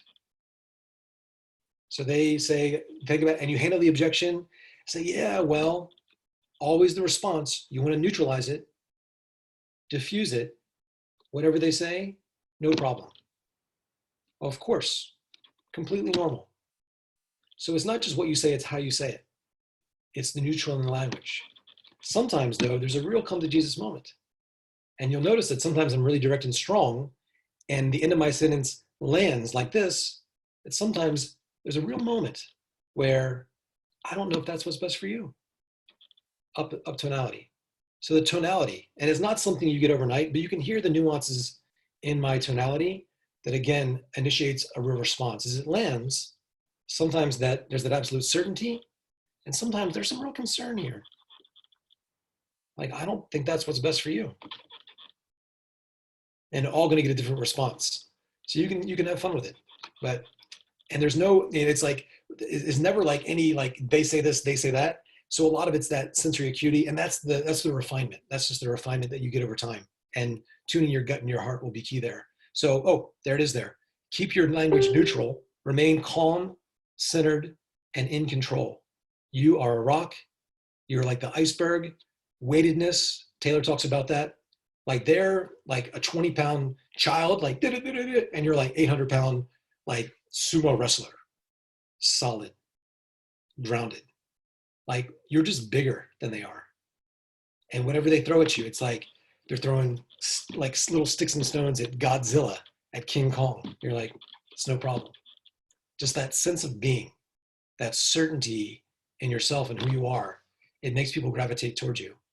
And like, no matter what they throw at you, you just write back at them with concern and challenge and really getting them. Because all they have though, it's like literally realize this, that they have, it's a thought pattern. It's just a pattern they go into. It's a story they run all the time. Patterns in their focus, in their language, in the meaning, in their physiology, there's a tension. It's all just patterns. And I've even said this in a call before too. I say, I believe that we're not our behavior. And every single person that I talk to, I believe we're all doing the best we can. And right now, whether you're aware of it or not, you have a strategy.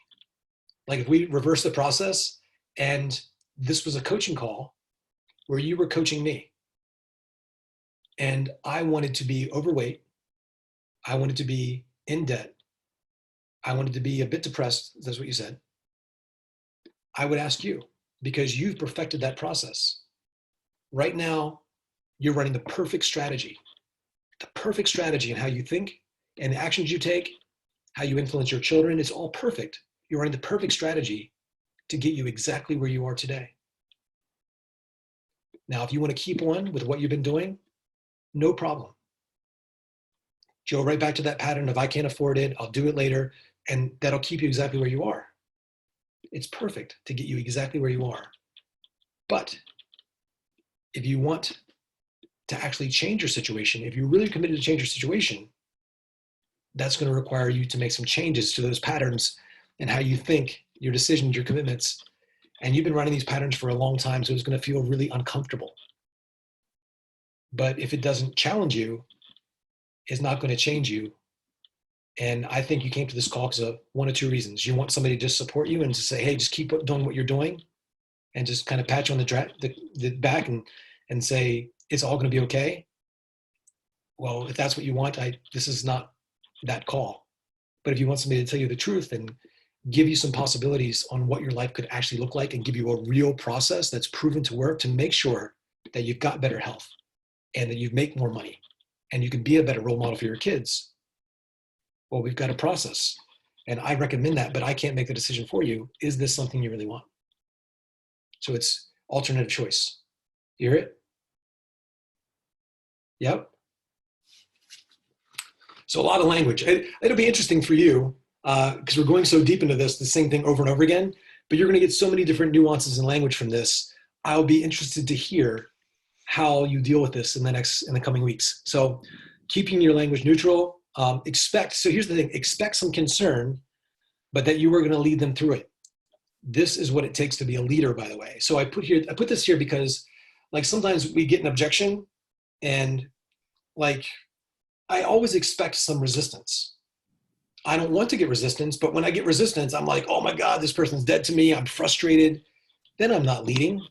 And so a lot of it's how I respond. You've probably seen the training where I talk about the 2 triads. Like there's your triad, your focus, your language, your meaning, your physiology, and then there's theirs. And there's this dance of communication, their triad that they've been conditioned in, focus, language, meaning, their physiology, their body. They've got a conditioned set of responses that have been ingrained in them for years and decades, and you've got yours.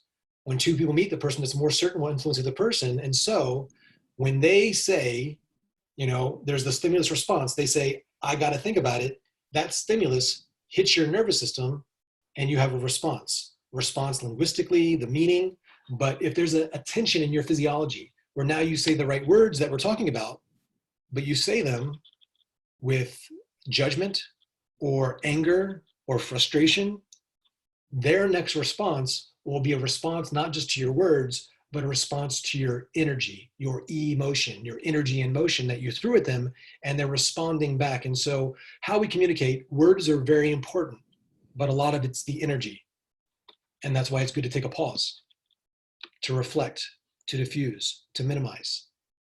So tell me, if you did have the money, do you feel like this is something that would actually work for you?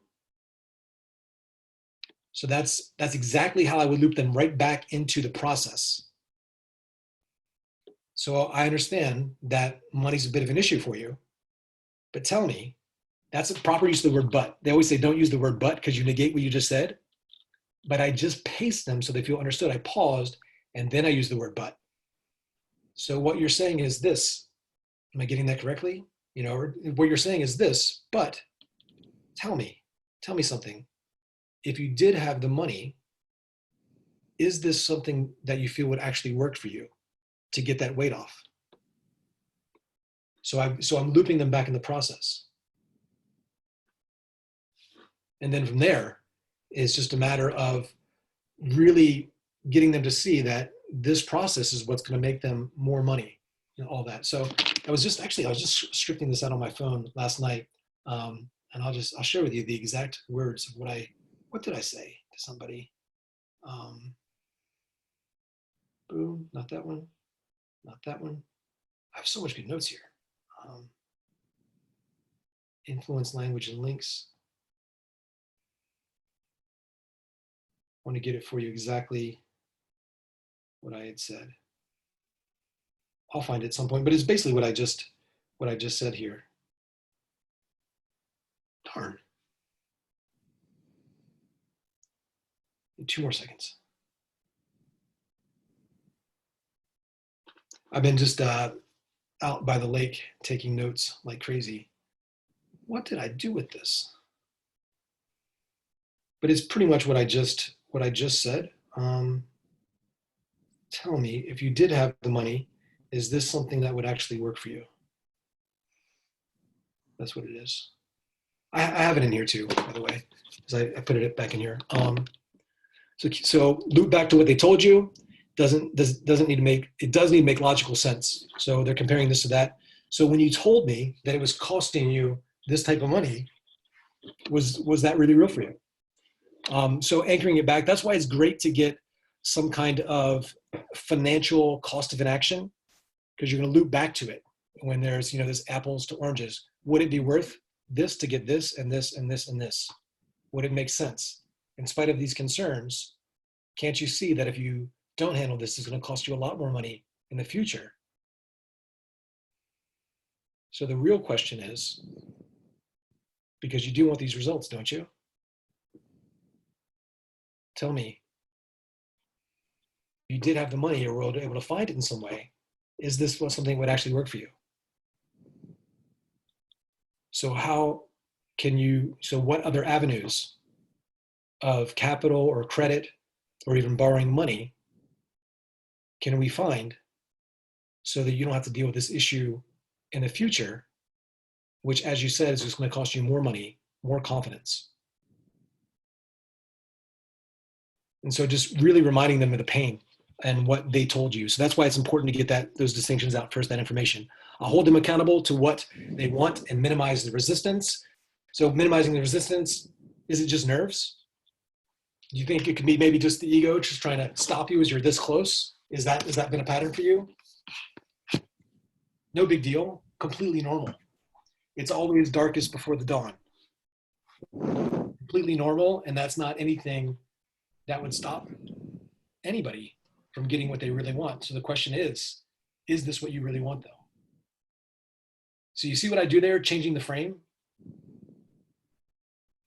Yeah. It's not anything that would stop them getting what they really want. And so the question becomes, is this what you really want? And so that should be a yes by all this time. And they're making a decision, again, do they want the result or not the result? Not, can I afford it or not afford it? And so, because ultimately by you drawing this line in the sand, teaching your ego that you're not willing to settle anymore, this is what is going to send a message to your nervous system that this is where you've said, you know what, I've had it, I quit. And of course that process feels uncomfortable. But really it's about deciding who you want to be in this world, because you only get to go, in my opinion, I think we only get to go through this world once. And so it's, how do you want to go through your life? Do you want to go through life with 50 extra pounds and tired and exhausted and low self-esteem because of this, and having a pattern of always putting it off? Because there's always going to be a reason to put it off. Or do you want to be the type of person that handles this once and for all, so that, which will allow you to, which would, so that you'd be able to, what would that mean for you? So I'm just using those same language patterns. So anyway, and that's what I put. I said, get him to choose, not to buy or not buy. So what I'm just saying to you, I have written down here. How timely. It's like I've done this before. But rather results or no results, or person who does versus doesn't. So I'm not saying, hey, do you want to buy or not buy? I'm saying, so well, to be the type of person, so the question is, do you want this or not? Results or not? And do you want to be the type of person who, bad thing or person, great thing, to be able to, so that, what would that mean to you? So to be the type of person who, and then I put benefit extension, which sounds like, so that, to be able to, what would that even mean for you? What would that mean for your family? To be that type of role model. And I think, and that's it for this, that stuff. So that's what it sounds like. And again, I've given you a lot of language tracks. They say this, I say that, but remember that it's a lot of stuff that's the discovery portion. And it sounds like you're doing that really well already. You're killing it, obviously. So that's why you're doing really good. You've got the temp checks. You've got some of this stuff already in place. I think for you, maybe just really dialing in that cost of inaction. I think some of the things that I said around, you got the good scale of 1 to 10. What would that mean to you? What it means to you financially? Really anchor them in. What does that cost you? I would get people really associated to, when I did it, the patterns of thought, feeling, and emotion. Say, what do you think that's cost you in the last 5 years? What does it cost you financially? Are you sure? So really, you think it's cost you about $100,000? Okay, well then is it fair to say that if you don't fix this now, is it fair to say that it's going to cost you another 5, 10, 50, 100,000 if we don't fix this? So is that what you're saying? That's the distinction. Would you say emotional cost as well? Or if they say, what do you mean about cost? Or would you just try and bring it to money about lack of promotions? Or would you hook emotional cost as well? I always leave it ambiguous. One, what do you think that's cost you? Da-da-da. And then they might say something and I'll say, well, what do you think it's cost you financially? And I stuttered right in between on purpose. What do you think it's cost you financially? Well, what do you think it's cost you financially? Like, are there business meetings you didn't have the energy for, or you didn't have your confidence on in those meetings? Or, what do you think it's done for you in work? And there too, I might even prompt them a little bit. It's interesting. They've done studies on this. Employers, in the job market, they're 10 times less likely, and I don't know if it's 10 times, but I know they're a lot less likely to hire an overweight person. One, because of their, the judgment, but also those people are, they show up for work because they're just not healthy. They're actually a liability to the company. Healthcare cost, not showing up, they do get sick more. So there's probably opportunities where you're aware of what it's cost you, but you might not even been aware of, the doors have not been open for you because of this. Can you think of a situation? Can you think of something specific? And sometimes they'll talk about that. And so the specifics, really digging into a specific time, that will help people have more emotion. Does that make sense? Yes, for sure. I'm buzzing. Yeah. So, yeah, it's like I'm going to. Are you in the inbound closer program? I am not. I'm in Sales Mentor. I think they're kind of combined. I don't know what's happening with all that, but anyway, this training, I'm sure, Blake, we could even send you these slides, but that's what it looks like, these slides. But you just went through them, so you could just watch this video again. But this is there. Really, for you, I think some of the distinctions too, are discerning between smoke screens, like knee-jerk reaction, uncertainty-based objections, truly logistical. The financial thing, sometimes they really can't do it. And so having a few of those tie downs, results, identity, but also, again, the cornerstone of all of this is your own belief that this is the most important thing, their health. And if they don't fix this, they'll have pain. But if they do, they'll gain. It'll be so much. This is the most important thing for job opportunity, for money, for everything. I mean, this is your health. This is your life. And $2,200, say you live an extra, 20 years, say 20 years from now, that's like 100 sterling a month.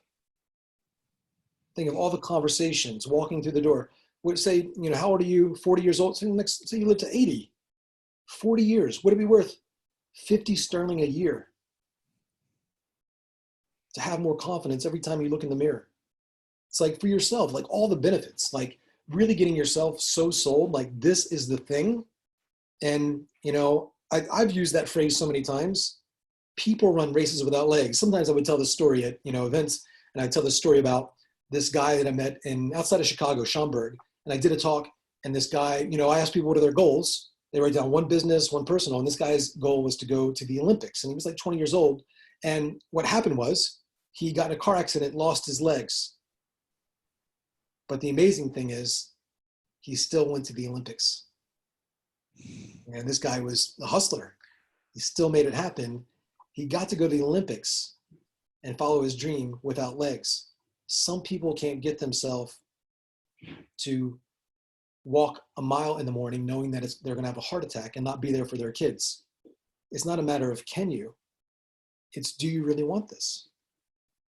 Because if you want it, we've got a process, but you've got to really want this more than you ever have.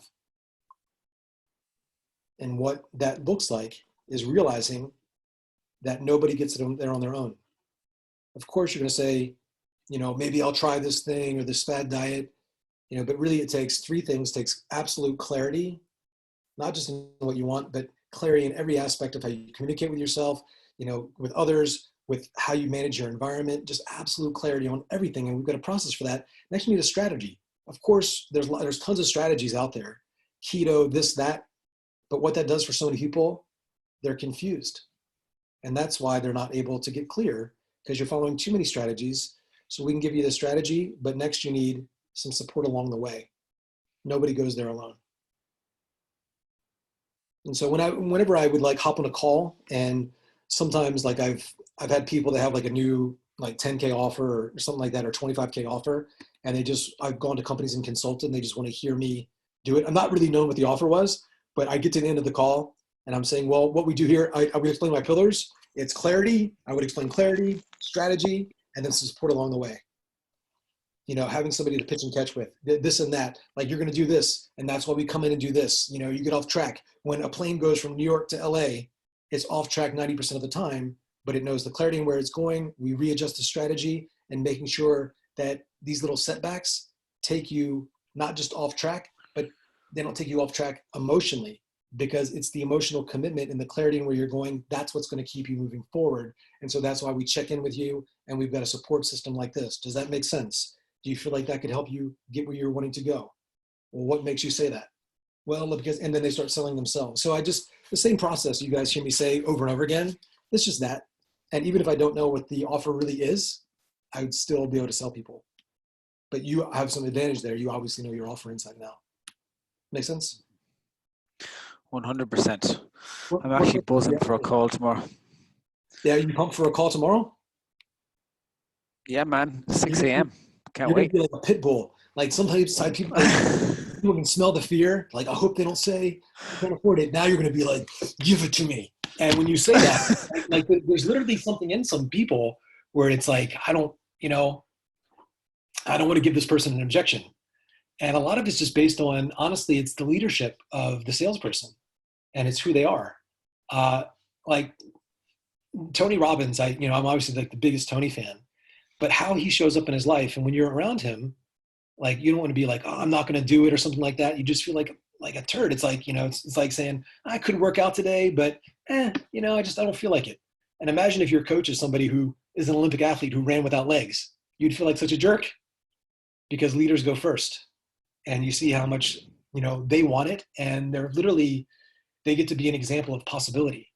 And that's another thing that I often say. And so this conversation's about really just making choices, not about joining a program or not joining a program, but it's like, who do you want to be? We get to live our lives as an example of possibility. You get to be like an example of possibility, like a hero for your kids, and, really a pillar of like what's possible for people, or your life gets to be a warning. Your life will stand as a warning of what not to do. And you will have a positive or maybe negative influence to your kids. You have a negative influence where maybe they do what you do, or you'll be a positive influence where they're so disgusted by you. Then they say, I don't want to be anything like her. And so that's really, it's up to you. And so if they have kids, like, I'll go there subtly. If I've got, we've been on the phone for 45 minutes, if they say that's what's really important to them, because I say, well, why is this important to you now? So that's the question. I think that's the most important question. People ask me, what's the most important sales question? It's that one. But I set it up right. Well, if you were to find a way that we could get this weight off of you in the next 60 days without having to this, if you found that process, well, when would you want to start that process? And they say, oh, well, as soon as possible. Okay, well, why is that important to you now, though? So that's the setup. That's a situation or a solution-based question, rather, where they get talking about a solution. Oh, yeah. So yeah, we basically we've gone almost 2 hours talking about how to handle this one objection, but there's a lot to it. And I'm sure you got some nuggets. Hopefully everybody else did as well.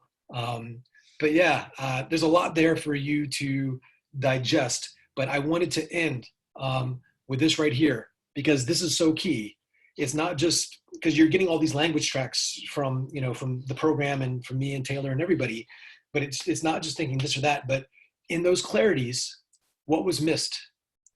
And so this is where you can tell somebody's really an experienced salesperson when you hear something like this, 20 minutes of the call. Yeah, I feel like I already know what to do. Like, I've gone through all these things. It's just, and then I'm just looking to see what you guys do.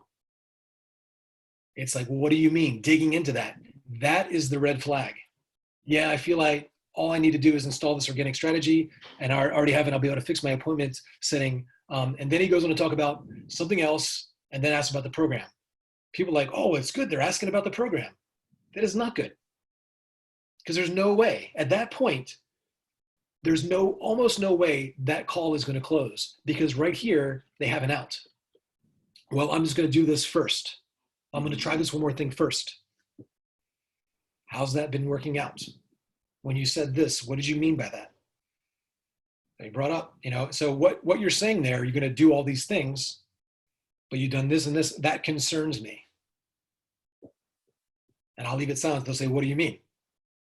And so what this experienced closer did, who was only 21 years old, he got into the identities, he told a story, and set up the alternative choice. So I put there. So I brought up what he just said as a concern to me, instilled doubt in his process, Organic is great. How long can you hold off revenue-wise until it kicks off? Played with identities, asking him which identity he wants to be, and lastly, told stories that he could relate to. So he did this because I coached him and told him exactly how to do that.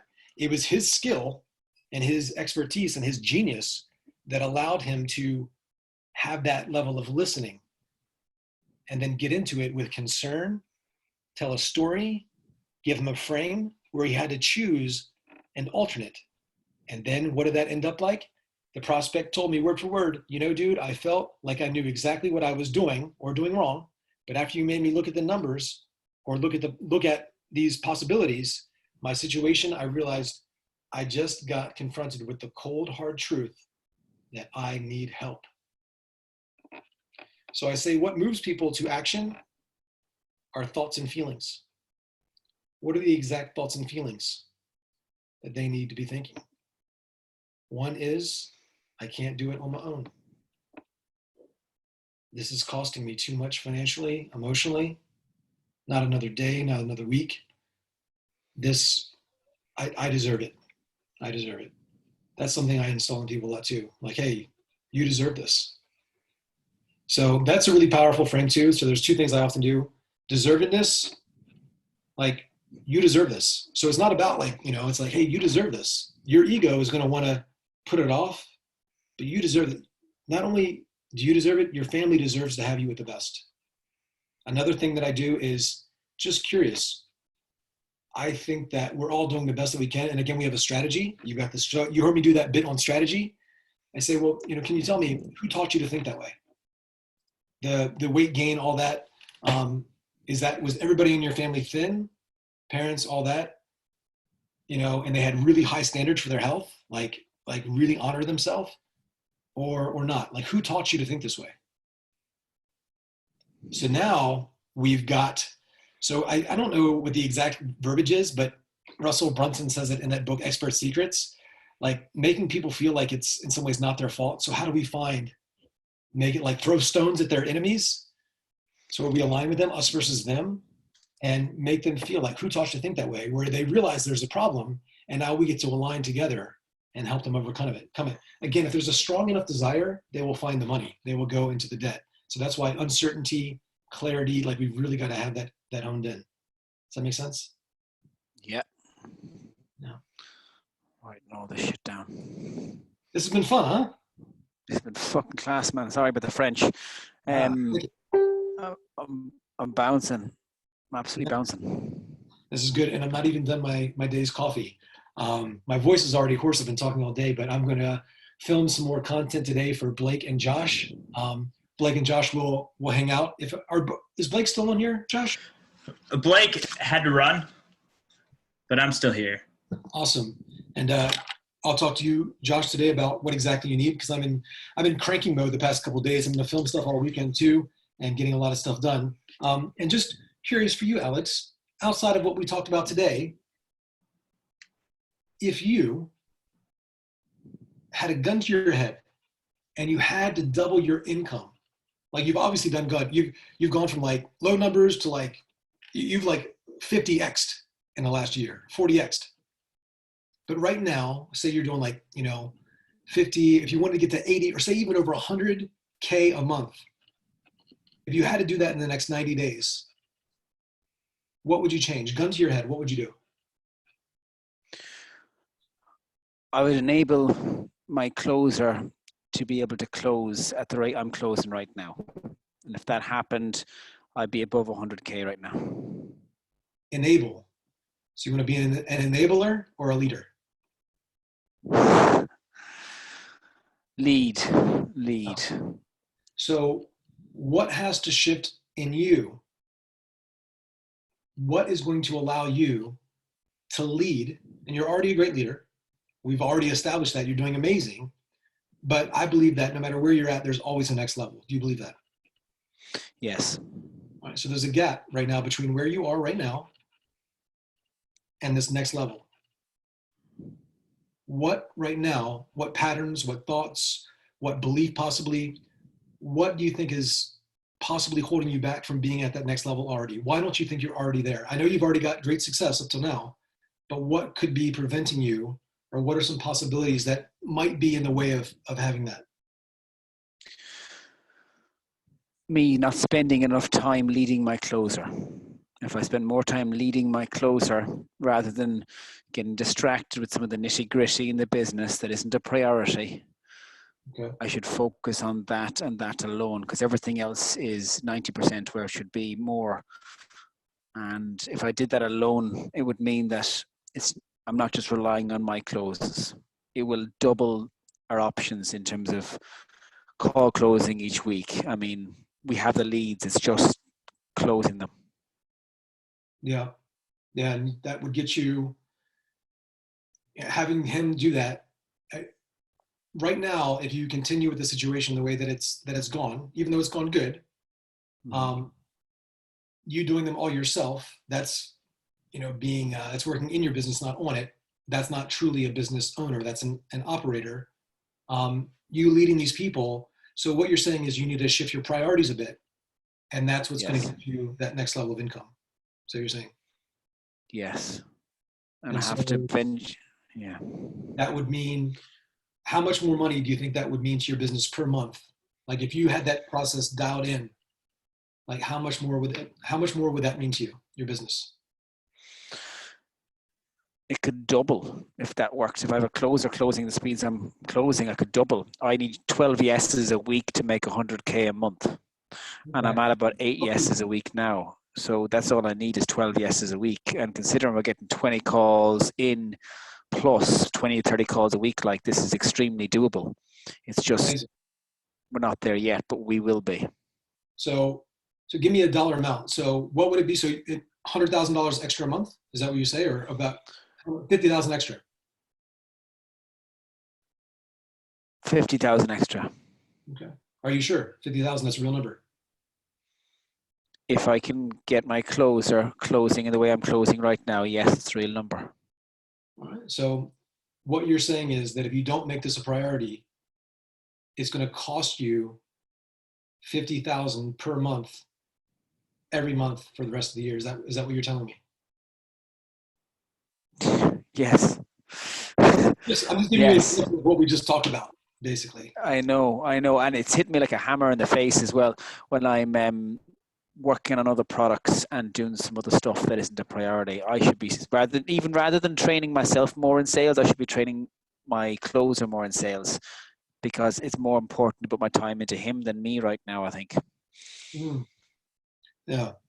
So it is, but you see, so if this was a sales call and I was going to sell you a process on me, like training your salesperson or something, say if I had something that was going to fix this need for you, you see how I'm pulling you down a process, just like we talked about. And I would ask you about the bandwidth. Do you have time, or, would you want to have somebody else do it? So if I was selling myself as like coaching your salesperson, whatever it is, I would get clarity on all those 10 clarities. We would have the financial thing. We would have some doubt around it. Like, yeah, you could do it on your own, but would it be more useful to have this or that? So anyway, I would get clear on all the possible objections, and then I would lead you to the process. I would temp check you, and then I'd make you the offer. And then you'd have some resistance. I'd remind you of what you said, and you could be the person who, operator or owner, and you could stay doing that. But I don't think that's what's best for you. So it's the same stuff that we just talked about. Like I think it'd be an objectionist close. Yeah, a lot of times it would, but I'm giving you a real example. I think you already know that this stuff works and you're getting these ahas, but it feels good too when just in like 3-4 minutes you saw me give you an example, and I could see like you were kind of knew what I was doing, but also you couldn't help but to be thinking about the potential losses to your business, the cost of inaction. You see, everything you said was right, which is frustrating me because I was asking myself why I wasn't doing it. That is why I was going, I wasn't saying it. You were saying it. Let's get clear. I didn't say anything. I just asked you some questions. Situation questions, probing, finding out what you meant. And there was other things that you said in there too about this and that. And I would have gone even more clear, and I would have taken notes on some of the things you said about priorities and this and that and enabling, when I said enable or this. So I challenged you a little bit, I said, do you want to enable or do you want to lead? What does that mean to you to be able to lead? And scale of 1 to 10, how well are you leading your team right now? Well, this, that, what would that look like? And so this, and what is the thought? So I extracted the patterns, and I said, well, there's patterns in thinking, there's patterns in this. So I was digging into it a little bit. I would have spent more time there, and I would have had a ton of ammunition. I would have spent about 5-6 more minutes in there. You maybe told you a story with some time there, and then I would have had a ton of ammunition and language that had a cost anchored to it to be able to close you with at the end of the call. Yeah. And then even if you had resistance, I would have handled it in some objections or not. I might have taken it away. Said, you know what? I really don't know if this is right for you. Because, and I would give reasons. Because, you know, while the process works, you really got to want it. And we don't want people in here that are uncommitted because it's like a bad apple spoils the whole bunch. What we have here is a community of people that are committed to this outcome. And that's what we have within our Influence Sales Mentor Academy thing. And so, like, we're really selective. And so I just don't know. So I'm like really, I would be really, if you had a lot of objections, I would be really skeptical about you. And we dig into your thought process and your ego, part separation. There's a part of you that this, but there's also a part of you with that. So I could get really advanced. And I've done, you know, sales calls too that went really long, and I could have just ended it, but I wanted to dig in. So all the tools that you just heard me use, I've used them a lot. And I only bring this up with you now because you're going to have sales calls. If you have the time, and I would definitely have your sales guy listen to this call. And some of these calls that could go either way, you might want to stay on them longer, looping around all that, just to play with the tools. Yeah. You know, when part of the reason I got working for Tony, there was obviously some crappy meetings that nobody wanted to do. Like in the middle of nowhere, 5 people really broke. I did a lot of them, and I tried new things. And sometimes everybody's in tears, you know, and I closed them all. And these are people making like less than 20 grand a year, spending thousands on a seminar, you know, and like, I get emotional just thinking about it. And at the same time too, I didn't feel though, for me personally, I didn't feel like I took advantage of them. I didn't feel like I was better than them. I didn't feel like I closed them. I didn't feel like I did something to them. I was just like, wow, like these people are so amazing. These people are so honest about what they want. And these people are willing to go there. I have such respect and admiration for these people. I feel so much gratitude to be able to get to serve these amazing souls. These people are beautiful. There's so much beauty inside of these people, and I get to just witness that. And I get to say some words and some language patterns and reframe them a bit. But man, these people they're just amazing. And I even said that to him, like, I want to honor you for really standing in your truth. You know, a lot of people don't do that. And so there's no, I did it. There's no in me, I closed this person. I sold them. I'm the best. You know, I'm like, wow, like, man, this person's so amazing that they would do that. That's the frame, you know, and that's real for me. And that's why, you know, like people have told me many times that their conversation with me in a sales call or sales presentation completely changed their life. And they're like, man, and I'm like, but you did it. Like, and I really do believe that. I have some tools and some strategies, some skills that have helped me guide them. But I really do believe like that there's a part of every single one of us is amazing. And I also know there's a part of us, our ego, that is going to stop us from getting what we want. And so I'm going to stay with this person and hold this space, but they have to take the action. And so I'm just honoring them along the way. And that's like something really deep in me. That's where the nuances and the authenticity and them leaning in to the conversation, it happens because that's real for me. So I'm really strong in my purpose and my identity, and what it means to be a leader, not leading by force, but empowering people. That's what a true leader does. And so that's why it's always like, I feel so much gratitude and grace that I get to connect with this soul and see them really tap in and claim what's theirs. So I think it's beautiful when people are sold. Does that make sense? Stephanie's on here. Does that make sense, man? Oh, do I still got you on here? I think my screen froze. If you, It 100%, looks I believe in like- what you're selling. Oh. I'm here. Can you hear me? Yep, yep. Yep. So I know that's that last piece. That's part of I'm the here. ego out of it. Can you hear me? Yes. I think we're cutting out a little bit or something. I can hear. Can you hear me? Who's this? Alex. Alex. Yeah, I got you. Good. Good stuff. Yeah, but that's the deeper thing that makes a lot of this possible, because I hear other people use like words that I've taught them and it doesn't land. Sometimes that's why there's like our own ego gets in the way. And even if it's good, like somebody starts using these things, some of these tools, and these tools are powerful that I'm teaching you, and we think like I'm doing it, you know? And so I don't go a lot into my own spiritual beliefs and things like that, but right now with everything that's happening, coronavirus and all that, people are having a lot of like an awakening moments and stuff. And it's like getting reconnected with themselves and all this is, and it's like, man, it's so much beauty in people.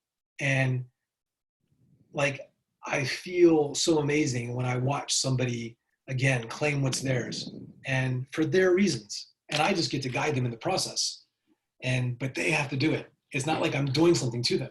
Like, I don't feel like I did something. I definitely had a part, but it's them, and allowing them to really, that's why coaching is called holding space. And truly, like the sales process, it's one, some company said that it's like 53% of customer satisfaction in buying has to do with not customer service, not even the quality of the product, it's the selling experience. Sales, again, not transactional, transformational. Regardless of how good your fitness program is, it's the moment where they said, you know what, I'm doing it. 80% of it right there. Getting to that point. And that's why if you coach somebody for free or whatever, they don't get it. You know, it's like at Tony Robbins' event, people would go, like a boss would pay for everybody in the company. People go smoking cigarettes, texting, things like that. Like when I went to Tony's event, I didn't have the money. Like I used every cent. I'd never spent so much money. It was $800. I never had that kind of money. But I was like, you know what? I'm doing this. And that alone changed my life. And then obviously it was great as well. But it was the conversation that he had with the 40,000 people, me all the way in the back. But it was something in me that said, you know what? This is like, I'm sick and tired of being sick and tired. Enough's enough. I'm like, I've had low standards. I'm not willing to settle for this anymore. And again, regardless of how good the strategy is, people have to get to that place first and say, look, John, you're just not there. Or I say, you know what? You're there. Or are you there? Are you to the place? Are you sick and tired of being sick and tired? Because sick and tired is not enough. You got to be sick and tired of being sick, overweight, lethargic, and not being your best self. Once you're dead to that point, doesn't matter if it's $2,200 or $22,000, you're not going to let anything stop you. But I can't make that decision for you. So it's, do you really want this? You can have your life, you could be an example of possibility, or you can be a warning. Think of all the things you spent $2,200 on in the last 5 years. Could be food you didn't obviously need to eat. Could be entertainment, distraction, distracting yourself with food, entertainment, going out, because you don't want to deal with the truth. Yeah, keep on distracting yourself because you don't want to deal with this.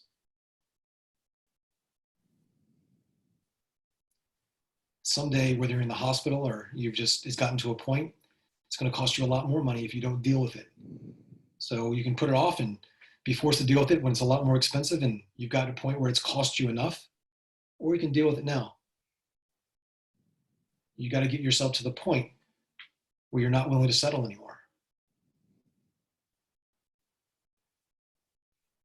So, have you experienced enough pain? Have you got yourself to the place where you're not willing to deny yourself or deny anybody else you care about the best of you? What are people going to say to that? It's like, it's pretty tough to say no to. And at that point, if somebody still has resistance, like, I don't want to work with them. So you know what? This is like, I'm actually going to try. Force the no. What's that? Force the no, as you say. Force the no. Say, I don't think it's best for you right now. Go into our group, Nurture Tank, see everyone who's getting results, and get back to me in 3 months if you start to see what this is really costing you. Yeah. I love the warning thing. Are you going to be a warning? I absolutely love that. I can't wait to trial that. Yeah, there's like, there's so many stories I could tell, but that's what it sounds like. Really, just leading people to that place. You've been an example or a warning. That's powerful. Oh. So now it's linked to their identity. And remember what I said too about kids. Do you have kids? You have kids? No, I have a cavapoo, so near enough. What is that? A dog? Yeah, well, kind of a rat, almost a dog. Okay, nice. Yeah, for most people, a lot of these people, I imagine a lot of people joining your program have kids, yeah? Like moms, dads, yeah? Absolutely, all 50 years of age, roughly. Okay, yeah. At that age, not as much, but, people that have young kids, the desire to not be a bad parent, to be a good role model for their kids, that is a huge unspoken pain. Do you have a question that you've ever used to open that door without them saying it? Have you ever used a question to open the door of role model for their kids without, or do you always wait for them to bring up the kids? Well, they'll usually talk about it, whatever. The way that I would say it in some of my seminars, saying, part of the reason I work so hard, I really want to be an example. Like, I'll have kids someday and I want them to look up to me. My parents were these role models, this, that. So I'll maybe talk about my own situation, but I'd say I'd hate for one day to look at my kids and say to them, little Johnny, you can have anything you want to do in your life. I want to be able to say that to my kids someday and have them believe it. But I know that if I'm not my best self, little Johnny or your little daughter is going to say to you, well, if that's true, mom, dad, if that's true, why don't you? Why don't you have this life? Wow, that would kill me to look at my cousins. I've got little kids in my life right now, and I want to be able to tell them they can do anything in their life. But if I say that when I'm not living it, they're going to say, why can't you? And they're not going to believe it, and therefore they're not going to believe in themselves. We lead by example, or we become a warning. And our own toxic psychology can infect our children faster than the coronavirus. Very, very on topic. Yeah, very timely. That's called utilization, utilizing things in the environment, and that's really important with your marketing. Talking about the coronavirus, and marketing is called newsjacking. Talking about what already is people on their mind, and relating it back to what you do. So it's grabbing their attention and pulling it in. It's called newsjacking. So powerful concept, because we all need to be relating to the coronavirus in some way right now. It's what's on everybody's mind. Unprecedented times. Pretty amazing thing when you think about it. Sad, a lot of people are going to pass away and stuff like that too. But it's interesting too how the media is skewing things. All these people dying, but a lot of them there's been a lot of fake news. People saying, in the news saying this person died of coronavirus, and the daughter saying this is bullshit. My mom did not die of coronavirus. It was actually this, and she had cancer. So a lot of sensationalism. We're seeing this, and I think when we get on the other side of it, there's obviously free speech in America, like your amendment to say what you want, but you also can't go into a burning building and clean fire when there's not one, because people get hurt. And that's what a lot of the media is doing right now. And so the ability to think for yourself, powerful, to people to really take a step back. And a lot of people don't like Trump, but he's the one that coined this phrase, fake news. A lot of fake news out there, a lot of, like sensationalism, on both sides, and people don't know what to think anymore. And that's when we need to all use more discernment in what we allow in our inputs, is what Taylor would say, to really, what am I going to choose to believe? And it's powerful. hopefully what will come out of this, people really learning how to think for themselves at a different level, you know? Yeah. So that's how I would spin this thing into influenceology, where we influence ourselves. There's actually 4 levels of influence. And before you can influence your company or the community or the world, or even one-to-one, you need to influence who? Yourself. And that's why there's a process that I take people through inside of my sales mentor. Isn't, you know, whatever product I'd be selling, that's what we're doing inside of Sales Mentor. First, we're selling ourselves. So I would be using it just to anchor right back to what I do. And I do it, you can hear me do it habitually because it's just a habit. I'm constantly seeding something. In all the trainings that I talk about here, I talk about some other program that I'm doing, or I'm coaching somebody, and I do it like I'm seeding. I do it, I'm not purposely, like people always ask me, they're like, hey, do you take on one-on-one clients? And I'm like, no. They're like, oh, but you said that thing. And so people always reach out to me because I have a habit of just talking about it, you know, or I was at this event and Tony said this, and they're like, well, what was that event? So there's constantly these open loops that I'm doing in communication. That is like probably not related to what you're specifically asking about, but influential communication, it's a habit. It's not a script. It's everywhere. So it doesn't matter if I'm at a networking event, a business meeting, a one-on-one phone call, posting on Facebook, people are always leaning in. Make sense? Yes. Yeah. And so that's how it's done at the highest level. When you listen to like Tony and stuff like that, and people, or even Taylor, I think is a legend in the making. Taylor's a beast. Really, really, really, really talented in his communication. Are you in Client Kit or any of that stuff too? No, but I've got some of the stuff. I did like the Black Friday offer, and my fiance is in Client Kit, so I kind of heard the crack to that. Yeah. So we were meant to be going over to Nashville, and go ahead. What does she sell? Or selling? She's a lawyer.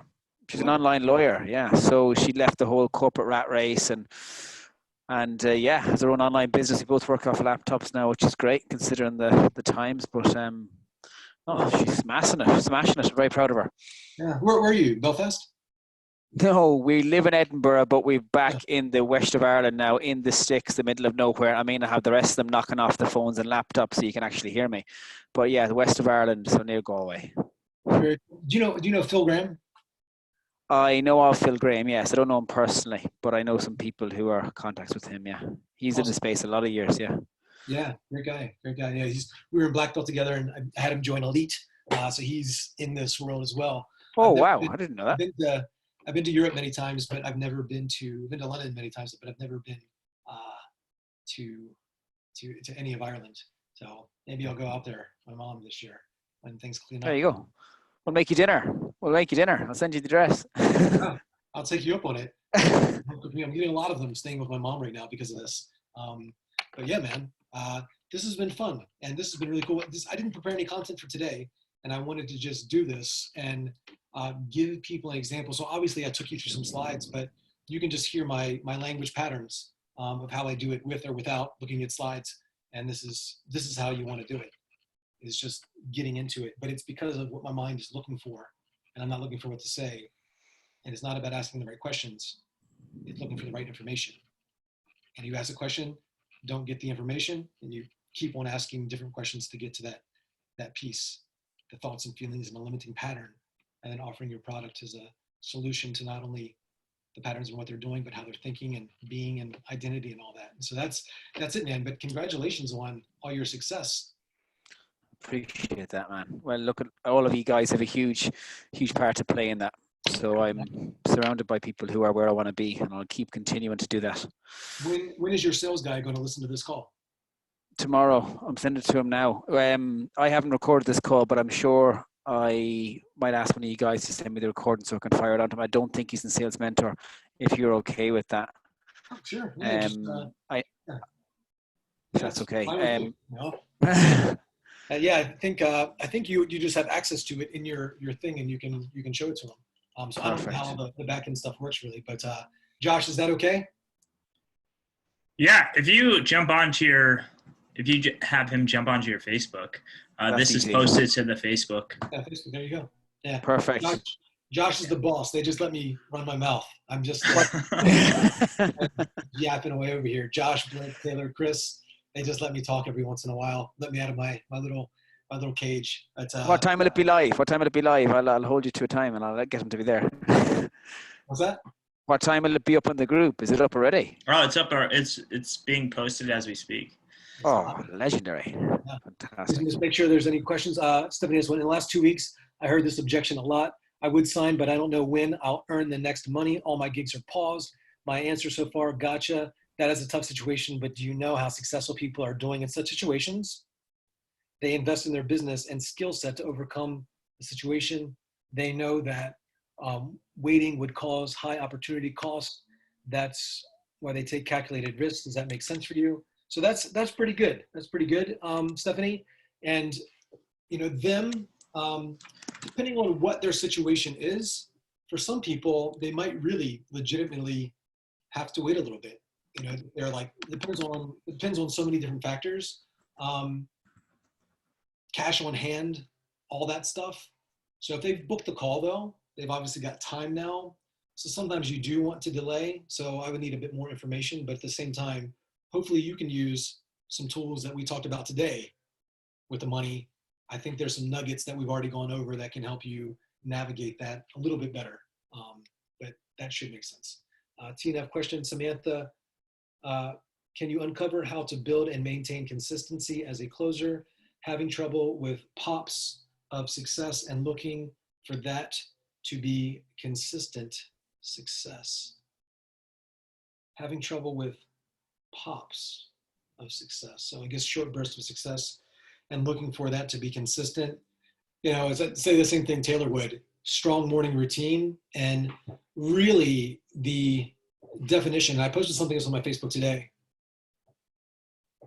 Right now, like, I think it was Marcus Aurelius said something like this, but it's the gist of it is this. When you have a vision inside of yourself that's bigger than the circumstances outside of you, that's how you're leading your life, living your life inside out, not outside in. And so whether somebody says no, or something bad in the economy, or you stub your toe, or somebody says, fuck you, I don't like you, that's outside in. And if your circumstances are bigger than your identity and your vision, you're a slave to life. You're being controlled. But to be bigger than your circumstances, that's why every single day, your mission, your purpose, coming time to show up. Like I've had times my back hurting, I'm tired, like I'm traveling, but when it comes time to perform, I'm in it. And if I say have a bad day or a bad sale or somebody says no, and I let that affect my focus, my language, the meaning, my physiology, I'm in a bad state, then I'm gonna go to the next call. And I'm not gonna be able to handle the rejection or whatever. And it's like a downward spiral. So every single day, getting to neutral, strong belief, more potential, more action, more result. But if you have something off in your belief system about yourself, the market, the economy, you have less potential, less action, less results. And that seeing that less result, that bad result, reinforces the belief that it's a bad time. So you have less potential, less action, less result. And that bad result reinforces the belief, and you keep on reinforcing this belief, and that pattern gets stronger and stronger and stronger, and that's your life. But if we shift and we interrupt that pattern, like we're having in this conversation now, where you get to reset, and we identify these limiting beliefs that you have about the time or market or the economy or the virus, and we see that the real virus is only something that can get into your mind, and we want to neutralize and heal that and empower your belief system, what you believe about this time, because there really is a unique opportunity where leaders just like you can step up or they can step back. But I'm saying that if you believe in yourself and step up, will you have less or more potential? That's right, more potential. And if you tap into more potential, you not only take more action, but you'll take more effective action. If you take more effective action starting today, next 90 days, will you have worse results or better results? Better results. And when you get better results, you get those small wins, that reinforces your positive belief that you are amazing. This is the right time. More potential, more action. It becomes a success cycle in your life instead of a downward spiral. So ultimately, what do you want? So that's an example of me. That's a little bit more advanced, but that's me pulling you into a frame. Results, action, potential, belief, patterns, all that stuff. And so, but that's the truth of it. That's the truth. That's an undeniable truth. And so I'll extract, there's patterns. So every action, so the pattern that I'm destroying there is inconsistency.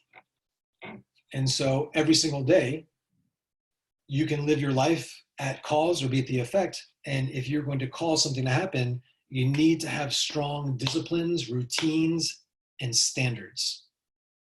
Want to change your life? Raise your standard. And saying right now, who I'm being, what I'm doing, this life that I have, doesn't work for anyone. Even if it's good, even if you're making $100,000 a month. $100,000 a month, to some of you that's great. To Bill Gates, you would cry. He's just got higher standards for what he's willing to accept. And maybe you never make billions of dollars. I'm not saying that. I'm saying that wherever you are, you can't settle for where you are next month, next year, because if you do, what that's called is being stagnant. And if a plant's not growing, what is it doing? Dying. It's dying. And I'm not saying your business is going to die or you're going to die, but it's not going to be growing. You're not going to feel alive. And so I just keep on pulling into frames. These are the frames that I always talk about, but this is the truth. And so what I'm asking you to do with all of this is to be more consistent. And what we have closers do, you were saying that it's like your closers, at Traffic and Funnels, they have the closers listen to their own sales calls like daily, like one a day. And inside the Sales Mentor program, you can see there's a bunch of recorded calls, like one a month, where we break them down and they're recorded and transcribed. Constantly listening to calls, getting nuances, showing up here. But it's got to be important. And that's why, you could be distracted with a million things right now, but isn't it more important that you constantly get better? Isn't it more important that you hone your skills? Because it's mastery in this area called generating revenue. It's your business skills, really prioritizing work. There's a certain season of life, yes, when you're like 50, 60, maybe 80 years old, where you're retiring. It's all about spending time with the family, all that. But all of us right now are in a zone where, like, if you were an athlete, like, this is your time and you train hard so that you can win. Most of us aren't going to go play professional sports. Most of us are not going to go to the Olympics, I'm willing to guess. This is your sport.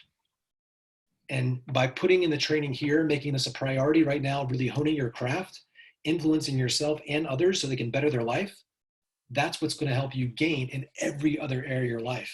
But if you put every other area of your life before mastering these skills, before your own commitment to serving more people, well, that's going to show up in your bank account. So I'm just using these frames over and over again that we talked about to influence you to make this a priority. So if somebody's inconsistent in their performance, well, they're inconsistent in their training, they're inconsistent in their priorities, they're inconsistent in their morning routine. There's, consistency of success comes from consistency of inputs and effort and training and consistency in making this a priority. You won't make this a priority every day. Like the weekend, that's when you relax, So even the creator took one day off. So you can take two, but you can't take a month off and you can't take these next 30, 60, 90 days off. This is the time to go even harder. And so consistency here, being more consistent than you've ever been, is what's going to be required of you if being successful is what you really want. And so I'm leading you to a choice. I'm not telling you. And then you're saying internally, yes, this is what you want. Well, if this is what you want, we have a process. Would you like me to walk you exactly through what it takes to become successful? Well, this, that, and I would walk through the pillars. So it's just how you do it. But to answer your question without being facetious, that's what it is. Pops of success. Sometimes there's success, sometimes not. But sometimes we have things happen in our environment, and then we fall into a pattern. And then we show up with less certainty on the next call. I always seem to be able to have trouble speaking with guys who make a lot of money than me. I know the specialist mindset is something I need to improve on, but there's any language pattern to handle that. Say, for example, I just got a call where I asked the prospect how much money they were making. He tells me a lot. How would you handle that, Eli? So some people, you might want to warm them up. So I would need a bit more context. Your offer, all of that, is it a cash? But I would never ask just how much money you're making. So tell me about your business. Where is it at? How many deals? This, that. What is the revenue? Are you guys on track, off track? So the way that I'm asking the questions, they would generally, for a business offer, they would typically tell me, it's like, and if they say a lot, I might have them choose, well, how much is a lot to you? We've had some clients just hit their first $300,000 month, But we have other clients here, like Chandler Chichester, who just got the 10X Comic Club Award. Making $1 million a month is not a lot for him anymore. Curious, what's a lot to you? So a lot of different ways you could ask that, and being completely respectful. You don't want to be combative. Like when some people are like really superior and they're being resistant, you think being resistant and pushing them right back, you're just going to have this like dick swinging competition or whatever you want to call it, and that's not going to help. So, it's just completely supportive. So you just want to have really good questions that you ask as far as the discovery. And I've posted other times before, situation type questions. And those are like really prevalent. You can even just Google situation questions from spin selling. So it's really basic stuff. I won't go into all of them here, but that process, but again, it's going to be your tone. It's going to be the frame. It's going to be the offer. It's going to be the marketing. It's going to be the influencer you sell for. So there's so many things that could go wrong that could be causing red flags to show up. So without like role playing it or looking at the whole thing, that's why I love talking about the sales process like a value chain, like a chain of events, because sometimes there's things here, there's just not enough trust. When somebody has a resistant thing like that, oftentimes there's just not enough trust. And so you really need to ask, why don't they trust you? Or why don't they trust themselves? Or maybe they've been burned, whatever it is. So we want to be empathetic, and sometimes we want to dig in.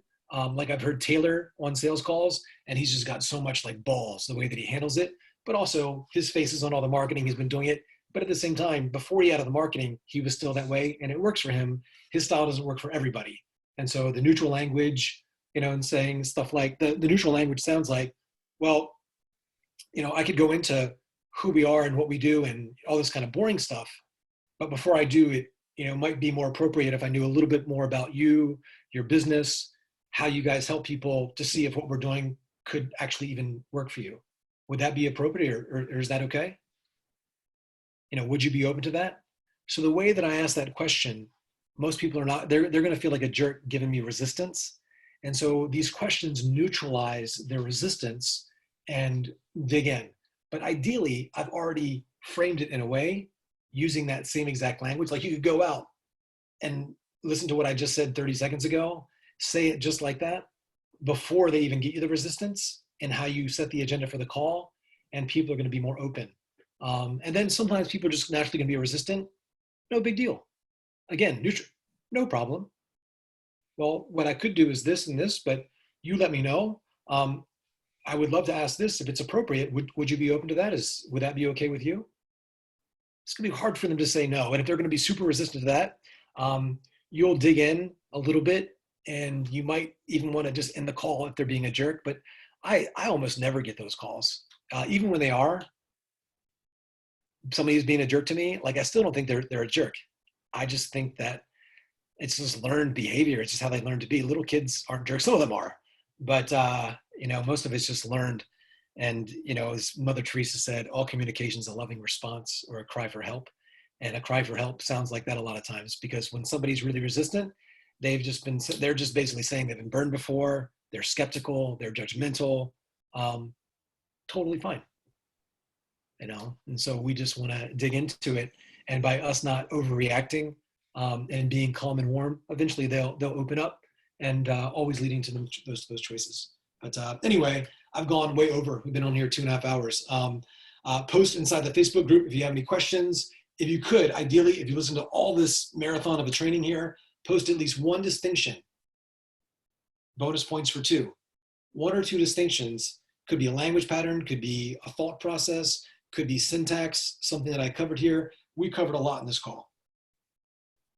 If this call should be worth thousands extra to you over the next 30 days, if you actually apply it and draw out those distinctions and write them down and train them.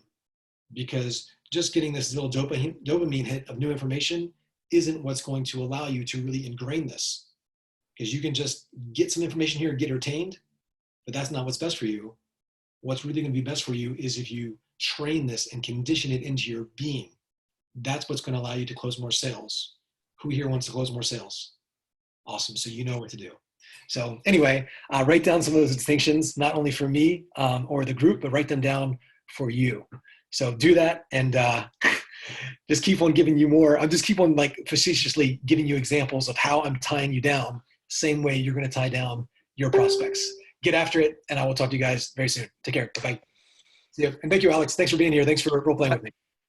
Thanks, Eli. Appreciate it. Absolute gold. Of course, buddy. Take care. Bye-bye. Thank you, Bye-bye. Alex. Cheers. Thank you, Eli.